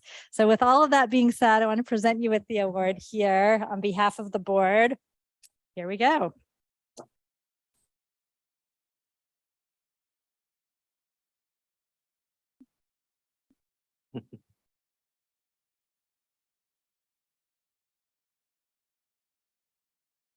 Should have turned our mics on to clap. don't think they heard us. Yeah. Yeah. I was like, I hope they saw or heard. Yeah. Oh, it is. That makes sense. Okay.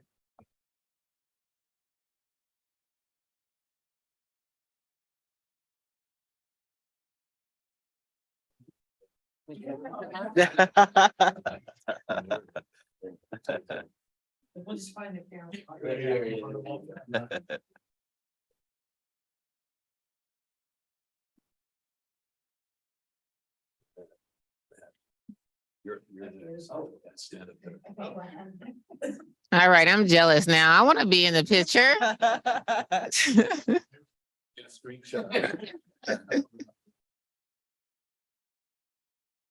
You are in the picture, Janelle. I see you. I know, right? Like stand in front of the TV and do a selfie.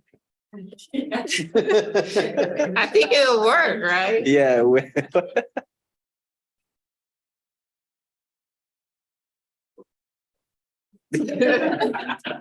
They can't hear us. I know we can't. That's what I said.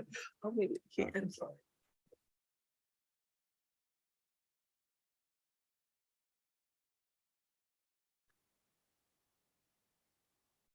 All right, thank you so much, Chair, for indulging us with those photos. And I think we are right back to finishing up agenda item 8 and 9. We're so jealous because we couldn't join the picture and the celebration over there with you all. I know. I think we got a little corner of you all in the Zoom screen. I know. I was just saying over here, we should just take a selfie with the TV here to get in the photo. Photoshop. Yes, we can do some Photoshop. All right. So getting back to item 8 and 9, do we take these two items separately, even though we discussed them together? Yes, they need to be voted on separately. All right. So do I have a motion for item?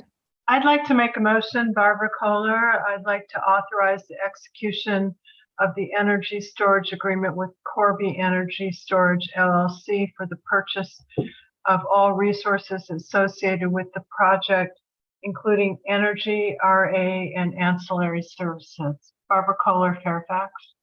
And I'll second. Second Perkins. This is Micah Llorens Gulari from San Rafael. And I'll second again. Madam Clerk, can you please call roll? Yes. Belvedere, Yes. Benicia, Concord, Yes. Contra Costa County, Corte Madera, Yes. excuse me, Danville, Yes. El Cerrito, Yes. Fairfax, Yes. Fairfield,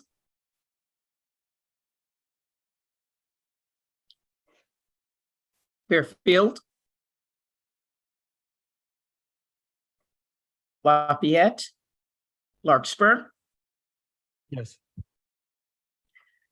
Marin County, Yes. Martinez, Mill Valley, Yes.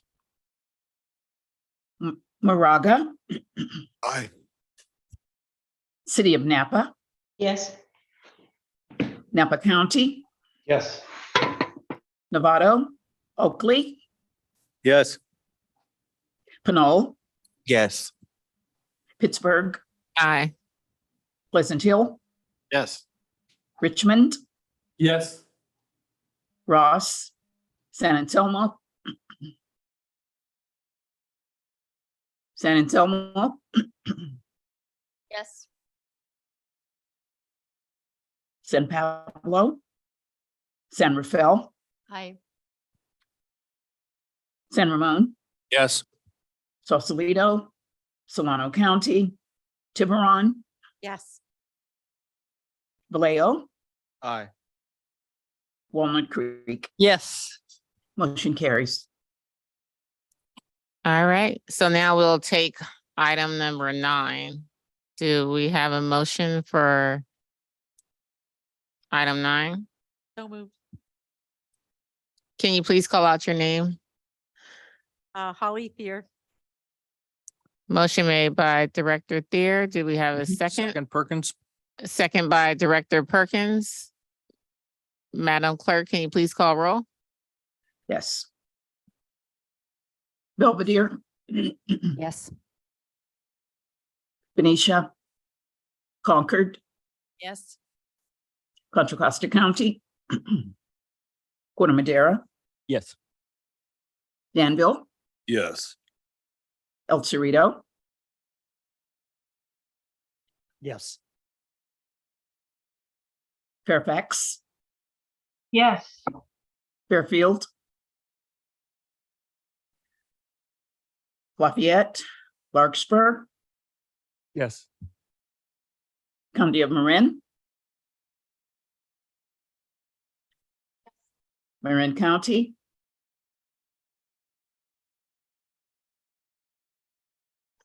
That. Yes. Marin County. Yes. Thank you. I thought you had fallen asleep on us. Martinez. Yeah. Not yet. Mill Valley. Yes. Moraga. Aye. City of Napa. Yes. Napa County. Yes. Novato. Oakley. Yes. Pinole. Yes. Pittsburgh. Aye. Pleasant Hill. Yes. Richmond. Aye. Ross. San Anselmo. Yes. San Pablo. San Rafael. Aye. San Ramon. Yes. Sausalito. Solano County. Tiburon. Yes. Vallejo. Aye. Walnut Creek. Aye. Motion carries. All right, so item number 9 passes and we're moving on to item 10, but we kind of worked that in. And that was the MCE Climate Action Leadership Award with the Assembly member. So we will now move on to item number 11. The next item is the proposed resolution number 2023-11, accepting the grant award from the U.S. Department of Energy. This item is for discussion and action. To tell us more about this award is MCE's Director, Alexandria McGee. Good evening, everyone. Thank you, Chair. There is still coffee available. I know it's getting late, but it's lovely to be here with you all. My name is Alexandra McGee. I direct the Strategic Initiatives Department, and it is my extreme pleasure to bring this item to you tonight. I have the pleasure of presenting it, but I just wanted to give a shout out to all the staff who's helped get us this far.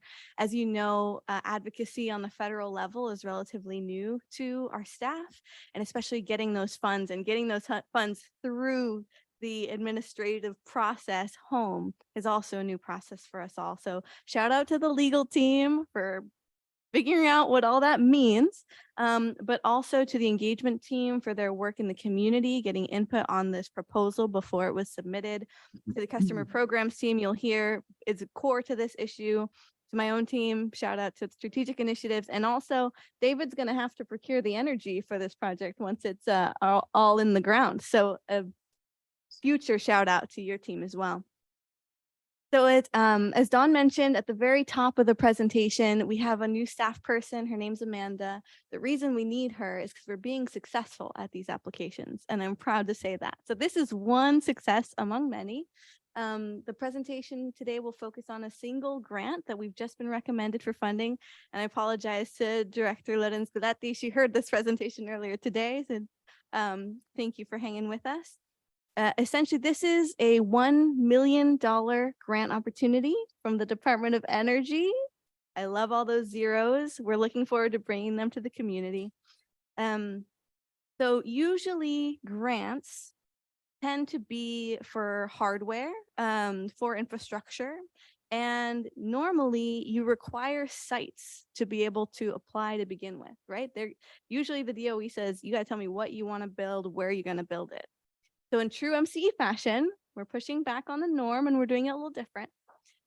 This time we're saying we don't know the sites yet.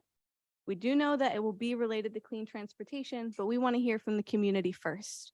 Please give us money to run a community participatory budgeting process. And I'm going to walk you through the details in a moment. Can I go to the next slide, please?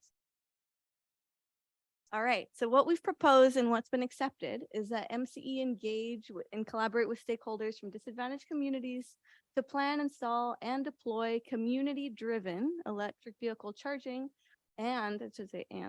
clean mobility solutions for the development of best practices to improve future EV infrastructure investments. So this kind of flips the paradigm, right? This isn't saying, here's the project, where do you want it?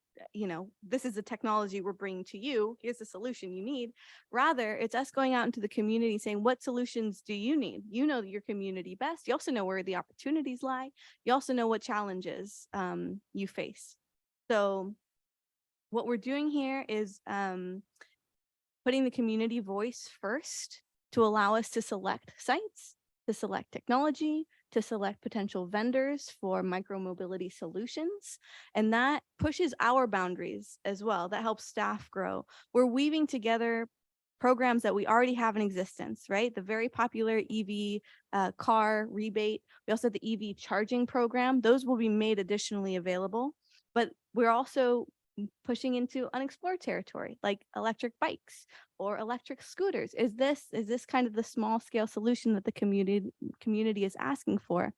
And one aspect of this project will also lend itself to fleet planning. We heard about this is a topic of discussion in many places where there are requirements now that people have to meet, organizations have to meet by 2035, right? It's to electrify so many of our fleets. That can be overwhelming for a facilities manager who's not in the electric world on the day-to-day. So how do we help these businesses and municipalities plan for their fleet deployment? One of the outcomes of this funding is to support in that effort. Next slide, please. So how are we going to go about it? So for one, the grant that we applied for had a pretty strict definition for disadvantaged community. So what we did is we leveraged 4 different tools. There's so many tools out there. We used Cal EnviroScreen as one of 4 different definitions. The White House now has their own definition. The DOE has its own definition, Cal EnviroScreen and CARB. And we mushed, what's a better word for mush? Except my brain right now. Mashed, we got mashed. We combined all of these different methodologies together in order to get the following priority communities. So you'll know we have representation from each of the counties. Of course, this is just the location of the focus groups. We're going to hold a series of focus groups, invite the community to join, but we realize just putting out the invitation isn't sufficient. So we're trying to reduce barriers. How? By providing stipends to residents, by providing childcare, by providing translation services, and of course, coffee and food. So by providing all of these things, we're hoping to make it more accessible to folks who might otherwise not come to a planning meeting or a JPA meeting in the evening. And in these focus groups we're essentially going to solicit feedback on where do you think charging should go? Is charging the right solution for your community? What kind of micromobility? Would you share a car? Would you share an electric car? How about how is a bus? Can we do anything with buses, bikes, and scooters? So it's an open-ended process that we're looking to gather input. And we know that all the communities are not the same. They're going to look different. The feedback we're going to get is different. And this is very valuable information that shouldn't just sit at MCE. We will benefit significantly from it, but we want to make sure that that data is also shared with our regional partners.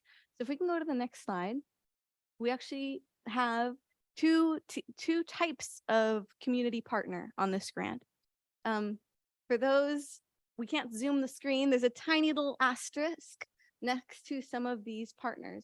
Those note if they will be a Community Electric Transportation Council member. So these members already have transportation plans, or they have transportation mandates that they need to meet. And they might benefit from being able to integrate community feedback from their regional group. So not only, and the other ones without the asterisks are engagement partners. So they have committed to get the word out, to helping us plan for these events, helping recruit their local community to come and attend. And also they're a known face in the community, right? They're a trusted member, they're a trusted spokesperson. So we have both a combination of agencies as well as smaller CBOs. And I just wanted to give a shout out to Alice and Joy. My role is to secure some money. Their role is to spend it. So once we get the money, it's over to them. They're going to run with it. And they have the enormous opportunity to work with we have some really great partners on the ground. So next slide. This will just outlines a little bit more the difference between those two partners. As I mentioned, the CETC, because we love acronyms, the Community Electric Transportation Council members are expected to put in a little bit more time. Over the grant is 3 years long. We've asked for about 100 hours of their staff time over those 3 years to be able to join the focus groups in year 1, but also to iterate and integrate that feedback into their existing plans so that we have more of a regional collaboration across the bridges and throughout the counties. Whereas the engagement partner is a little less of a lift. Both parties are compensated for their role here. We're not asking for nonprofits to go out of pocket on this one. The DOE grant will cover their staff time, a portion of their staff time, for them to do this work on our behalf to invite those residents and help us gather feedback. Next slide. So with any federal fund, there are a number of metrics and goals to meet. And so I will not read them all to you here, but they are outlined. These are the target metrics we will achieve throughout this 3 years together. First year, engage the community. Second year, build it. Third year, a lot of reports back out to the DOE, which is why we need Amanda. So welcome to the team, Amanda. Next slide, please. All right, so why we're here tonight, and thank you for staying with us here. There is a fiscal impact. There was a match requirement for this grant. The match that we committed to in the application is funds that would have gone towards the electric vehicle programs to begin with. So we did put in a match amount of the wonky number of $279,006. I don't know. Just came out that way. And in exchange, we'll get $1 million from the DOE. So the fiscal impact and what I'm recommending to the board tonight, if you would please approve the proposed resolution, which allows us to receive these funds from the Department of Energy with said match for this opportunity. I'll take any questions. I have a question. Director Fong, thank you for the presentation. Yeah, thank you for the presentation. It was great. I got a question representing Danville and also the Tri-Valley. I noticed that Walnut Creek, Danville, and San Ramon are not included as part of the survey partners, and I'm curious why. A little self-serving. If there's $1 million, I think we should get a percentage of that too for our Tri-Valley. Yeah, it's a good question. So the methodology for calculating the communities that were included mushed or mashed these 4 different methodologies together. So it's Cal EnviroScreen. The DOE had their own tool for identifying priority communities. The White House has its own tool. The CEJST 2.0 has a new map out, and as well as CARB. And what we tried to do was to minimize the dependency on any one map, because we realize that increases the discrepancy sometimes, or the concentration of funds. So merging different methodologies together to allow for a greater dispersal. So that said, we're a 37 member board, and there's not 37 members on there. I would say that we gain to learn a lot in the process. I think that there are replicable systems that we can learn from this 3-year that can be moved in a greater direction beyond the grant, just because these communities here will benefit from the focus groups, though I think that everyone would benefit because we're integrating this intentionally with the regional transportation council or the transportation partners that serve all 4 county areas. So the information will be shared. And then we have also additional funds through the EV program that could be expanded as well. So this is just an addition to what we were already planning on doing with the EV funds. So I appreciate your comments and your response, and taking a look at the Tri-Valley and our representation on and growth and adoption of electrical vehicles. I would say that we're probably a larger percentage in many of the jurisdictions that were listed on the survey. So I'd like to see the data, but more importantly, I am compelled to say that I don't believe that you could really truly move the needle objectively without our participation.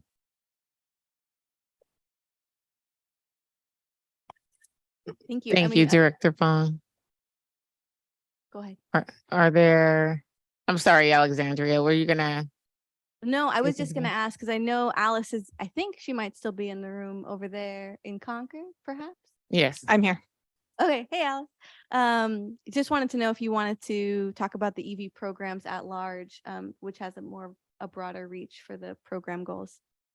Yeah, all of the match funding going into this grant is coming out of our EV programs, which are available to all of our communities. And I'll also add that we have never had to close that program for lack of funds in that program. So that funding is still available for all of our communities. This grant in particular was looking at priority communities. So yeah, we did have to rely on those definitions from other, the sources that Alexandra mentioned. And maybe to put a finer point on it, if we had included all the communities, we probably wouldn't have gotten the grant. But the grant hopefully will add value in all of the communities that we serve and will bolster the work that we're already funding throughout our service area.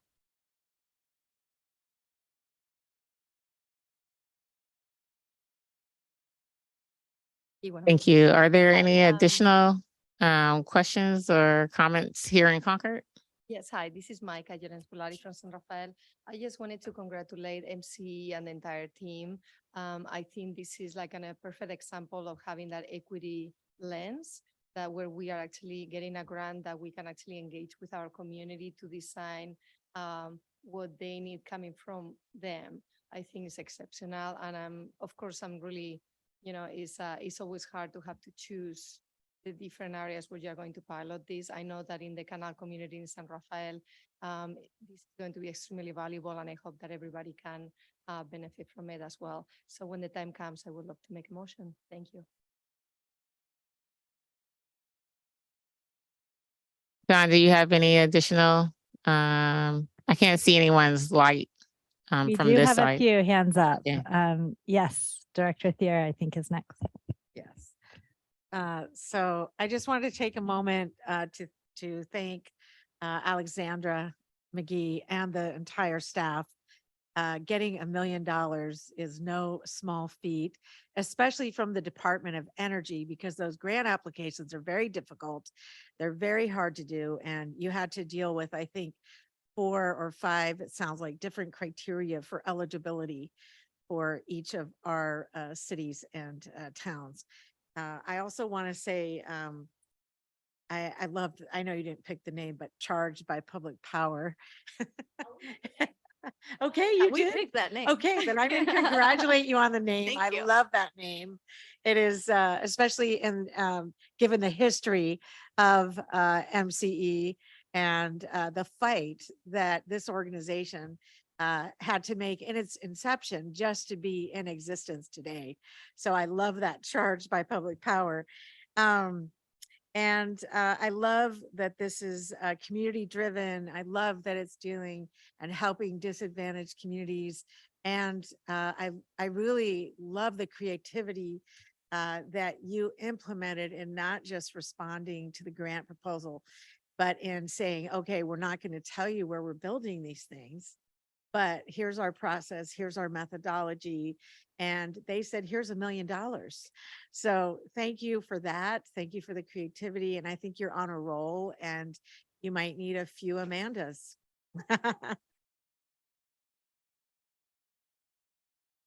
think we had another hand up here. Yeah, Dr. Palmares. Thank you for the presentation. Everyone hear me?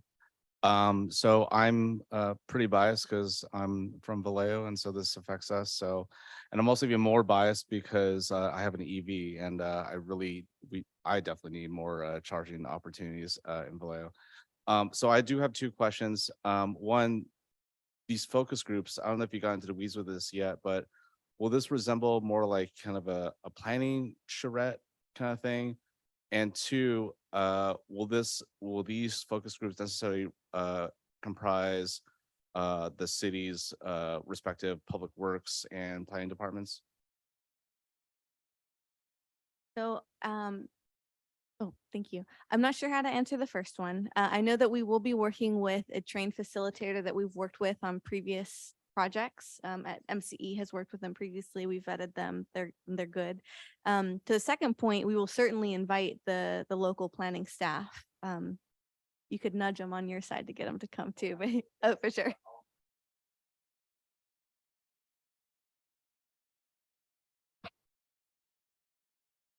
Where do I start? Yeah, no, I'll be pretty aggressive and try to get everyone on the same page. I mean, it's one thing to get the community on board, but if they're kind of playing in a vacuum and they're not considering all the considerations, then it's kind of almost for naught. We definitely need to have every stakeholder there. So great, thank you. And I'm looking to see if there are other hands up in San Rafael. I don't think we have any other ones, Chair. Thank you. And I just want to give a huge shout out to the MCE staff for a great job going after grants. I know we heard during our retreat how much money we have brought in from going after those grants. And so really appreciate the team putting in the work, because it does take a lot of work to put into those grants to get those funds and bring them back here. And I also just want to acknowledge and just lift up the fact that you all are going out in the community and not just doing it over Zoom, and then looking at ways to break down barriers. So, if someone needs childcare or someone, needs the stipend or food, a translator, breaking down those barriers are important in some of these communities. And so just to get people out and just having that face-to-face contact with them. So thank you, Alice and Joy as well. All right. This is an action item, but before I ask for a motion, do we happen to have any public comment on this item? All right. We do have someone who wants to make a motion in San Rafael, just let it. All right. Well, Yes. please, Micah Llorens Scolari from San Rafael.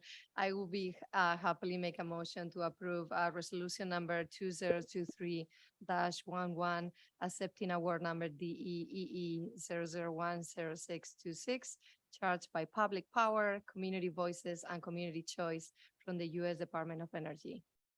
And this is Concord. I will second that motion. thank you, Micah, for making that motion. And Madam Clerk, I'm not sure if you heard our second from Director Nakamura. I did get it. Thank you. Can you please call roll? Absolutely. Thank you. Belvedere, Yes. Concord, Yes. Contra Costa County, Corte Madera, Yes. Danville, I'm never going to turn down money, so I'm going to obviously accept this proposed resolution, but I'm going to have a tough time responding to my community when asked why are their voices not being heard or being solicited on behalf of this discussion. thank you. El Cerrito, Yes. Fairfax, Yes. Fairfield, Lafayette, Larkspur,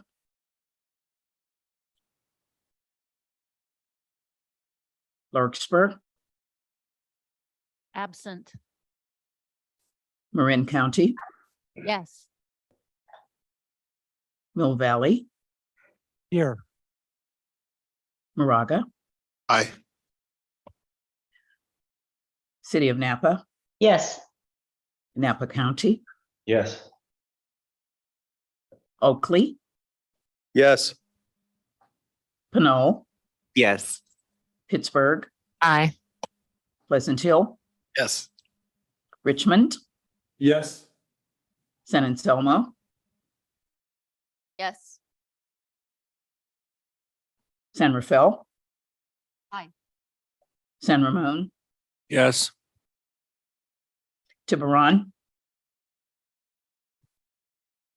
Yes. Vallejo, Aye. Walnut Creek. Yes. Motion carries, Chair. Thank you. So we have 2 items left on the agenda. Thank you all for hanging in there with us. Our next item is a discussion item. Item number 12 is a report on MCE fiscal year 2022-2023 financial audit, and we'll be hearing from MCE Director Max Perry. We're actually having Director Wilkinson do this report. Thanks. Thank you. Director Wilkinson, just may I have a minute? Yes. Okay. Well, I just wanted to open it up by saying that on September 13, the ad hoc audit committee met, and it was with Director Wilkinson, Director Perret, and Director Fong. And the directors chose Director Wilkinson to be the representative of the ad hoc audit committee. And now I can pass it to Director Wilkinson to brief the board about the board's observations. Thank you. Thank you, Vicky. I'm going to try and do this in less than 60 seconds. So let's see if we can do that. Okay. As Vicky said, we met once on September the 13th with staff, MCE's outside accountant, and MCE's external auditor to review the draft audit from 22-23. MCE is required to have a financial audit by an external auditor. It uses Baker Tilly, which is a highly reputable public accounting firm. At the meeting, the audit committee received a presentation from staff. We asked clarifying questions and went into closed session with the auditor. The committee was satisfied with the results. We asked staff to correct a single typo and expand on its description of the sources of the sharp increase in revenues. The auditor issued a clean, unmodified opinion with no audit adjustments. It identified no material weaknesses or deficiencies in controls, and this is the best possible audit result. Because of the transitioning to a new data management center, the schedule for the audit committee was extremely tight. And the only request that the committee makes is that next year it is given more time to review the audit and give feedback. Thank you so much. Was that less than 60 seconds? Yes. Awesome job. Are there any questions or comments for Director Wilkinson? Any public comment on this item? No raised hands, Chair. All right. Seeing none, we will move on to item number 13. Item 13 is a CCA update on the Bay Area Air Quality Management District. We will be hearing from MCE's VP of Customer Programs. Thank you. And thanks for hanging with us with this meeting. I'm unfortunately going to be a little longer than 60 seconds, but I'll try to keep it brief. So yeah, I'm here tonight to give an update on how all of the Bay Area CCAs are collaborating to support the regulation that the Bay Area Air Quality Management District, or BACMUD, passed earlier this year. Next slide, please. So as I think many of you are aware, earlier this year, BACMUD adopted rules that will phase out the sale and installation of NOx emitting appliances, for example, heat pump water, not heat pump water heaters, sorry, encouraging heat pump water heaters, but banning the sale and installation of natural gas or other NOx emitting water heaters or furnaces or boilers. The compliance dates are here on the screen, and I just wanted to give a quick note that all of the meetings and conversations I've been in around this regulation, the sentiment is that this is such groundbreaking regulation.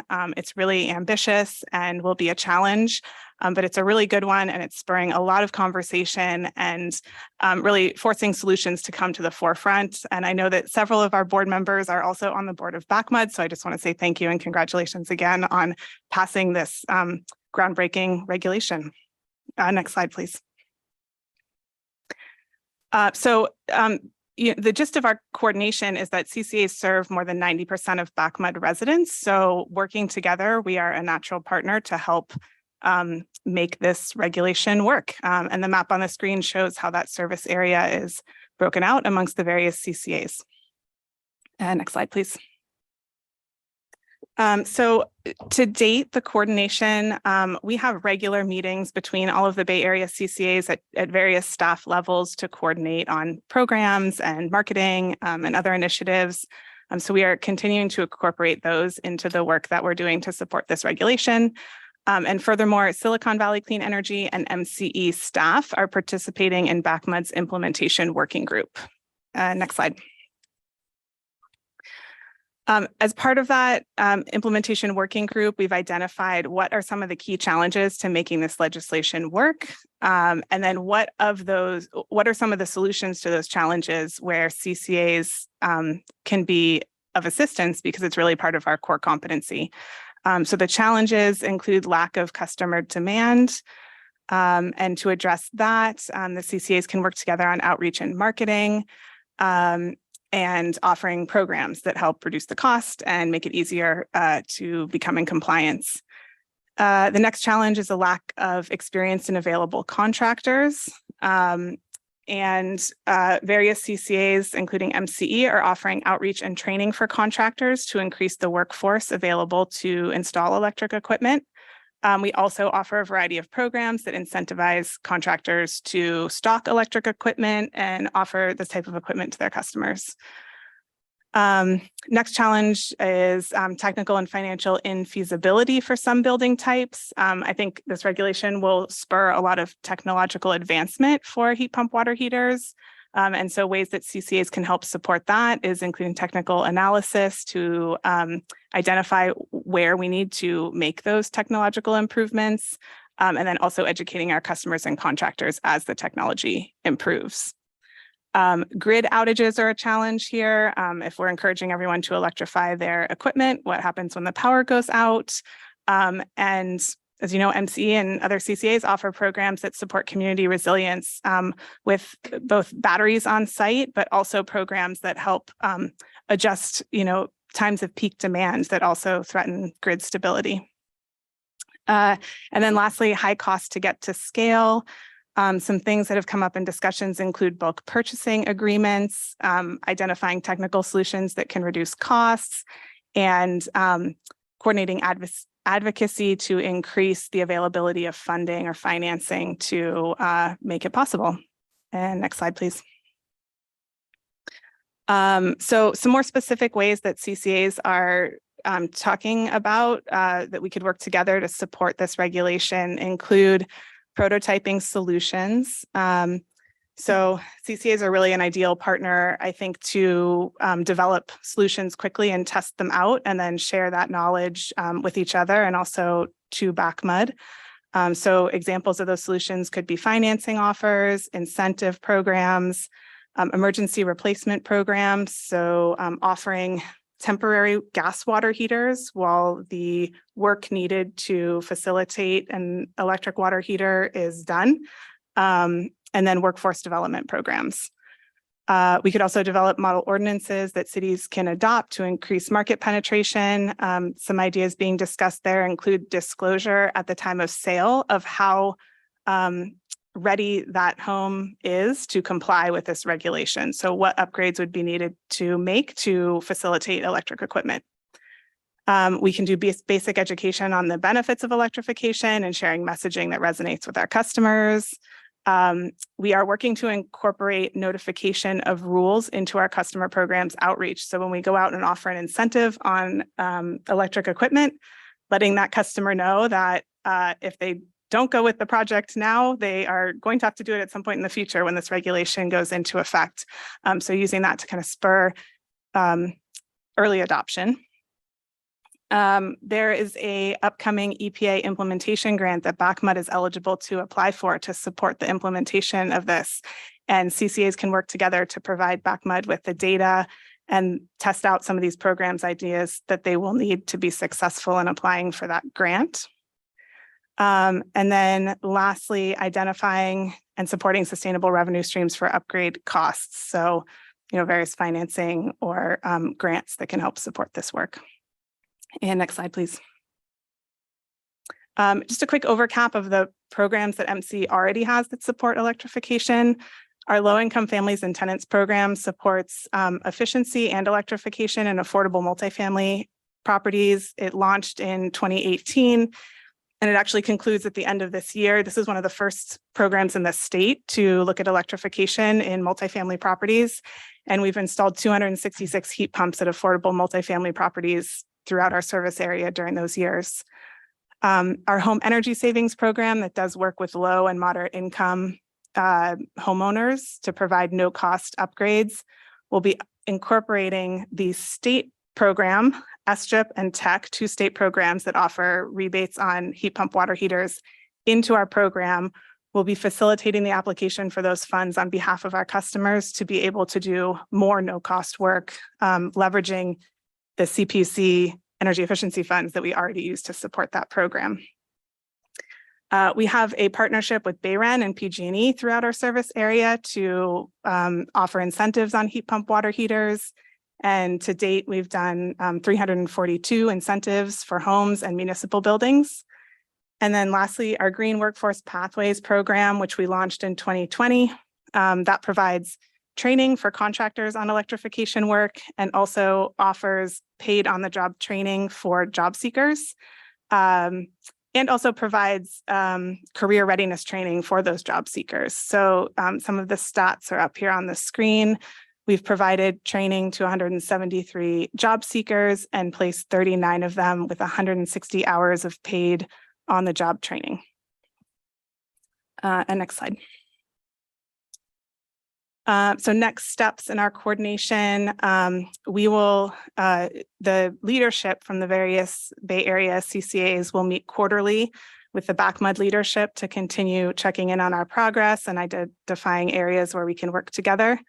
We'll continue to coordinate across CCAs at a staff level on solutions, and we'll continue to participate in the BACMUD implementation working group.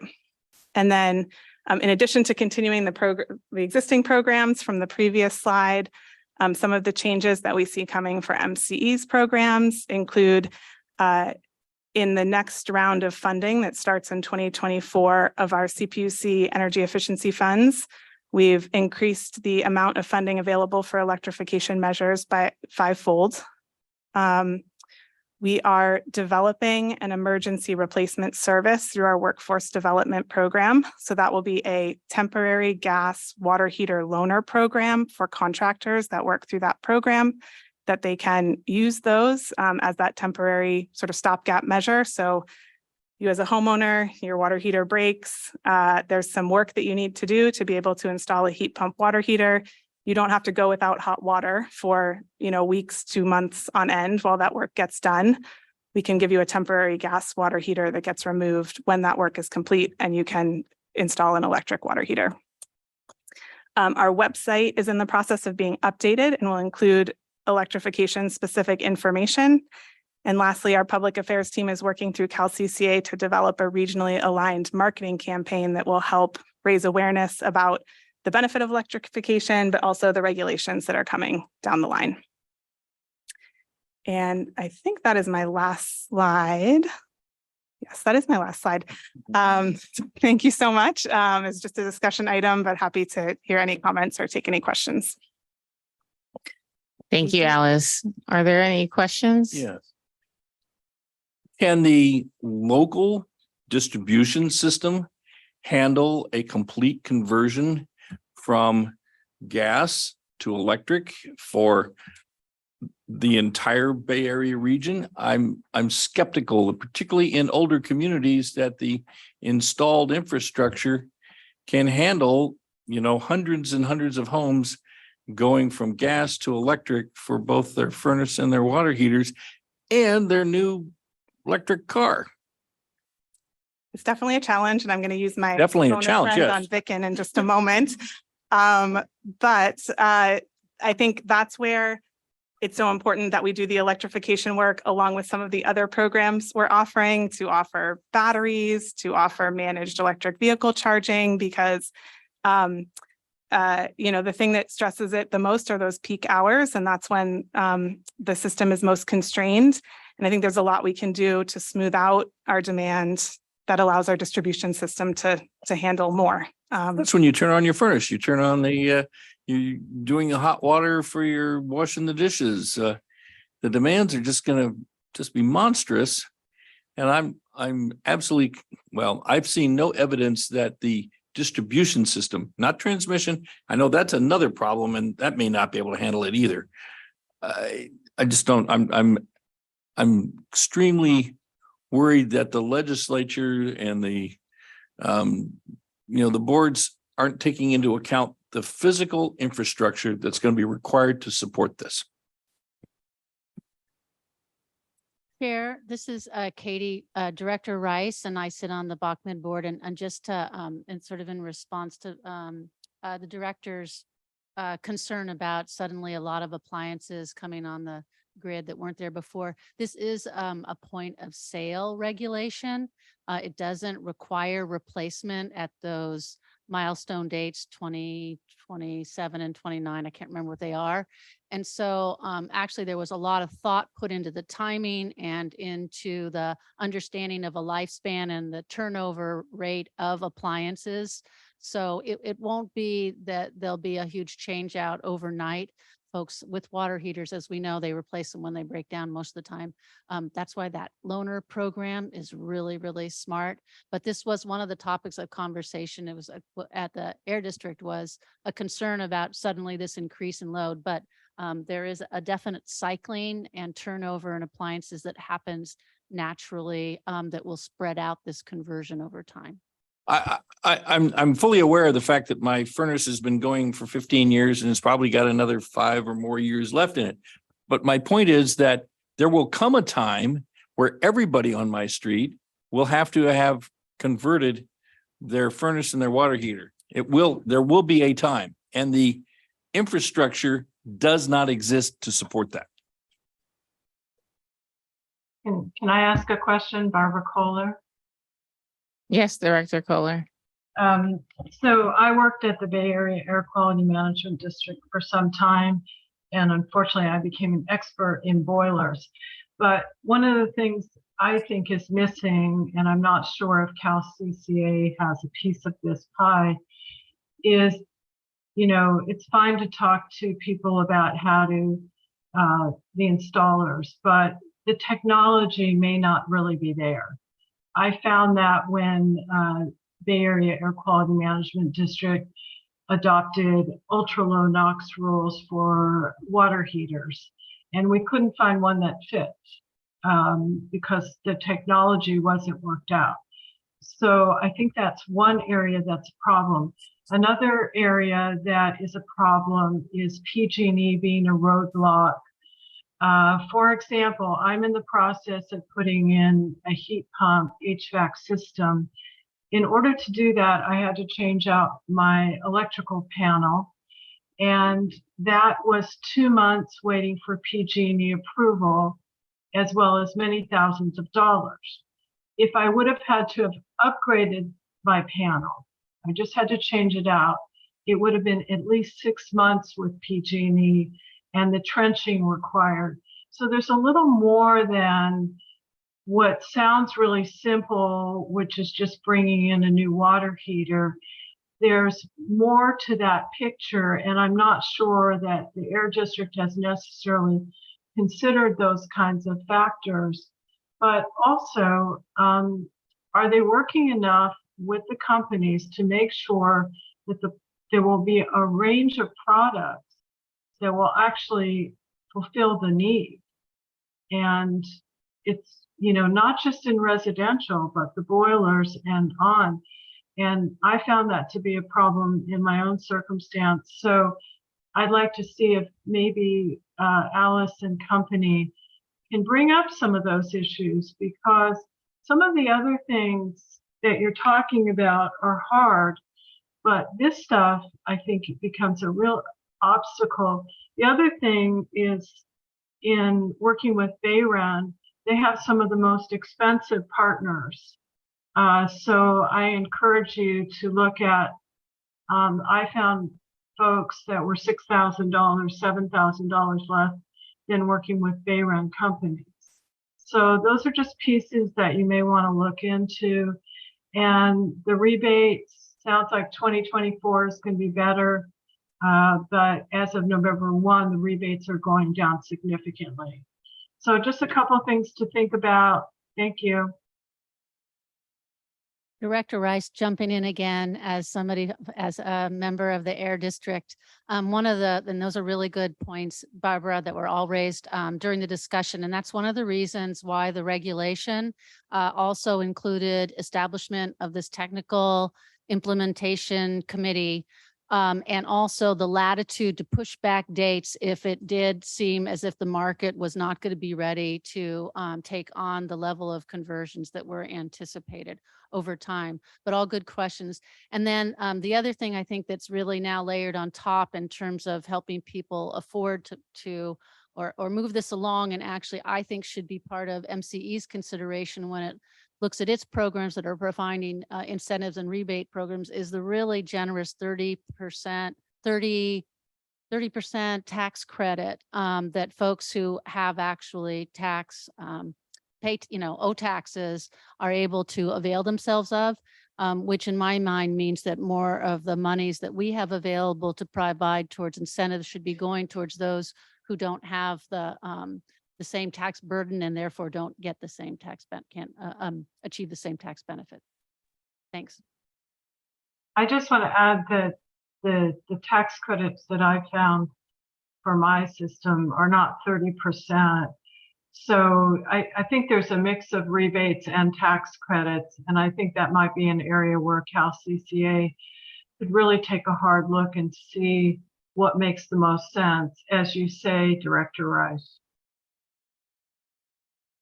Are there any additional questions or comments from directors in San Rafael? I have a question, Micah Llorens Gulari from San Rafael. So I noticed, that is all around water heaters, and like there are other appliances, commercial and also residential, like stoves that also generate the nitrogen oxide. Are we being cautious because of the lawsuit that is happening with the city of Berkeley right now? Can you talk a little bit about that? No, it's because the Air District's authority is for outdoor air quality, and the gas NOx is more around indoor air quality, though there is obviously venting ultimately, but that was, I think, the blurry line there. Director Perkins, did you have a question? So do we have a cost that to replace a water heater?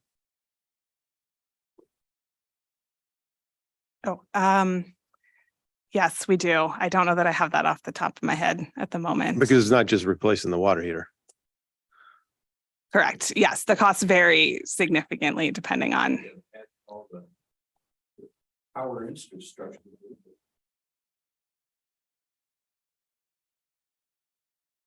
So it needs to be looked at. It's not just swapping water heaters like we swap right now. It's a very significant cost. So.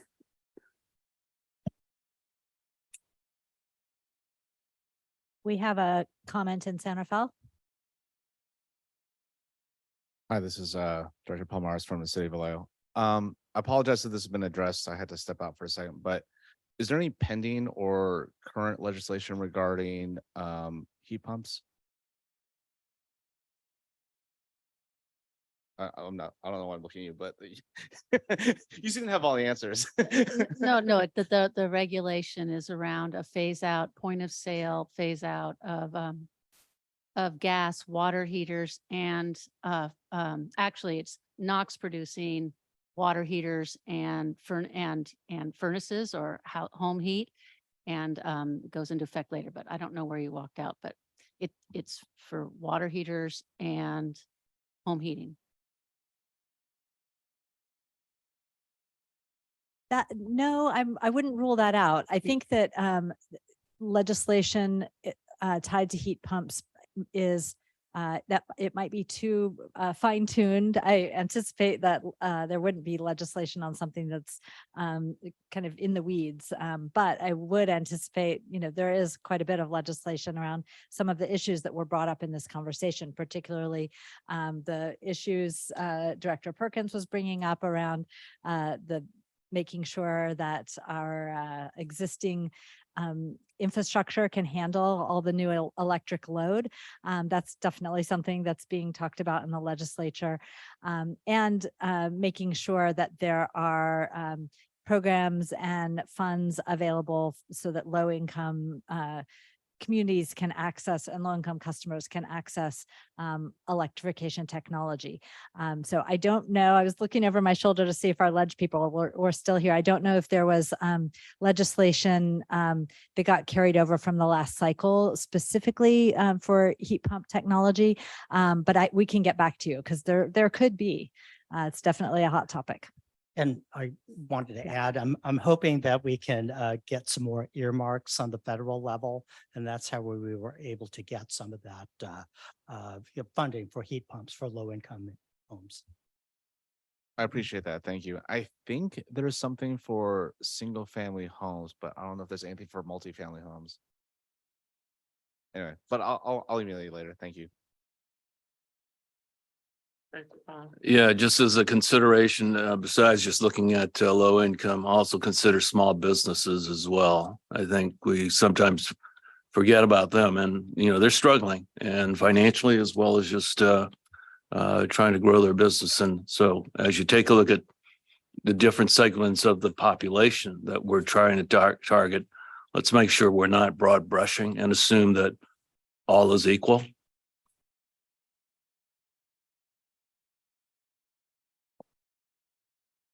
Do we have any public comment on this item via Zoom? Raised hands, Chair. All right. Chair, I just want to add one comment.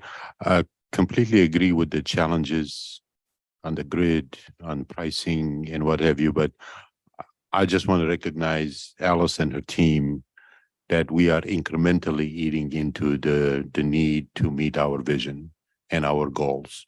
So, and please understand, with all the difficulties, they've shown significant amount of success in the numbers of installations and what have you. And please remember, we are still piloting the Richmond VPP, and every single water heater, every single installation of this sort will feed into the virtual power plant. So there is another side of the value that I would like you to remember, but I'm not disagreeing in anything. I'm just saying there's a bright light down the road. That's it. Thank you.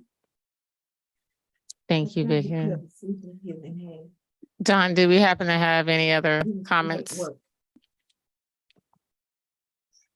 No, I don't see any in Centerville. All right. Well, this has been a wonderful discussion this evening.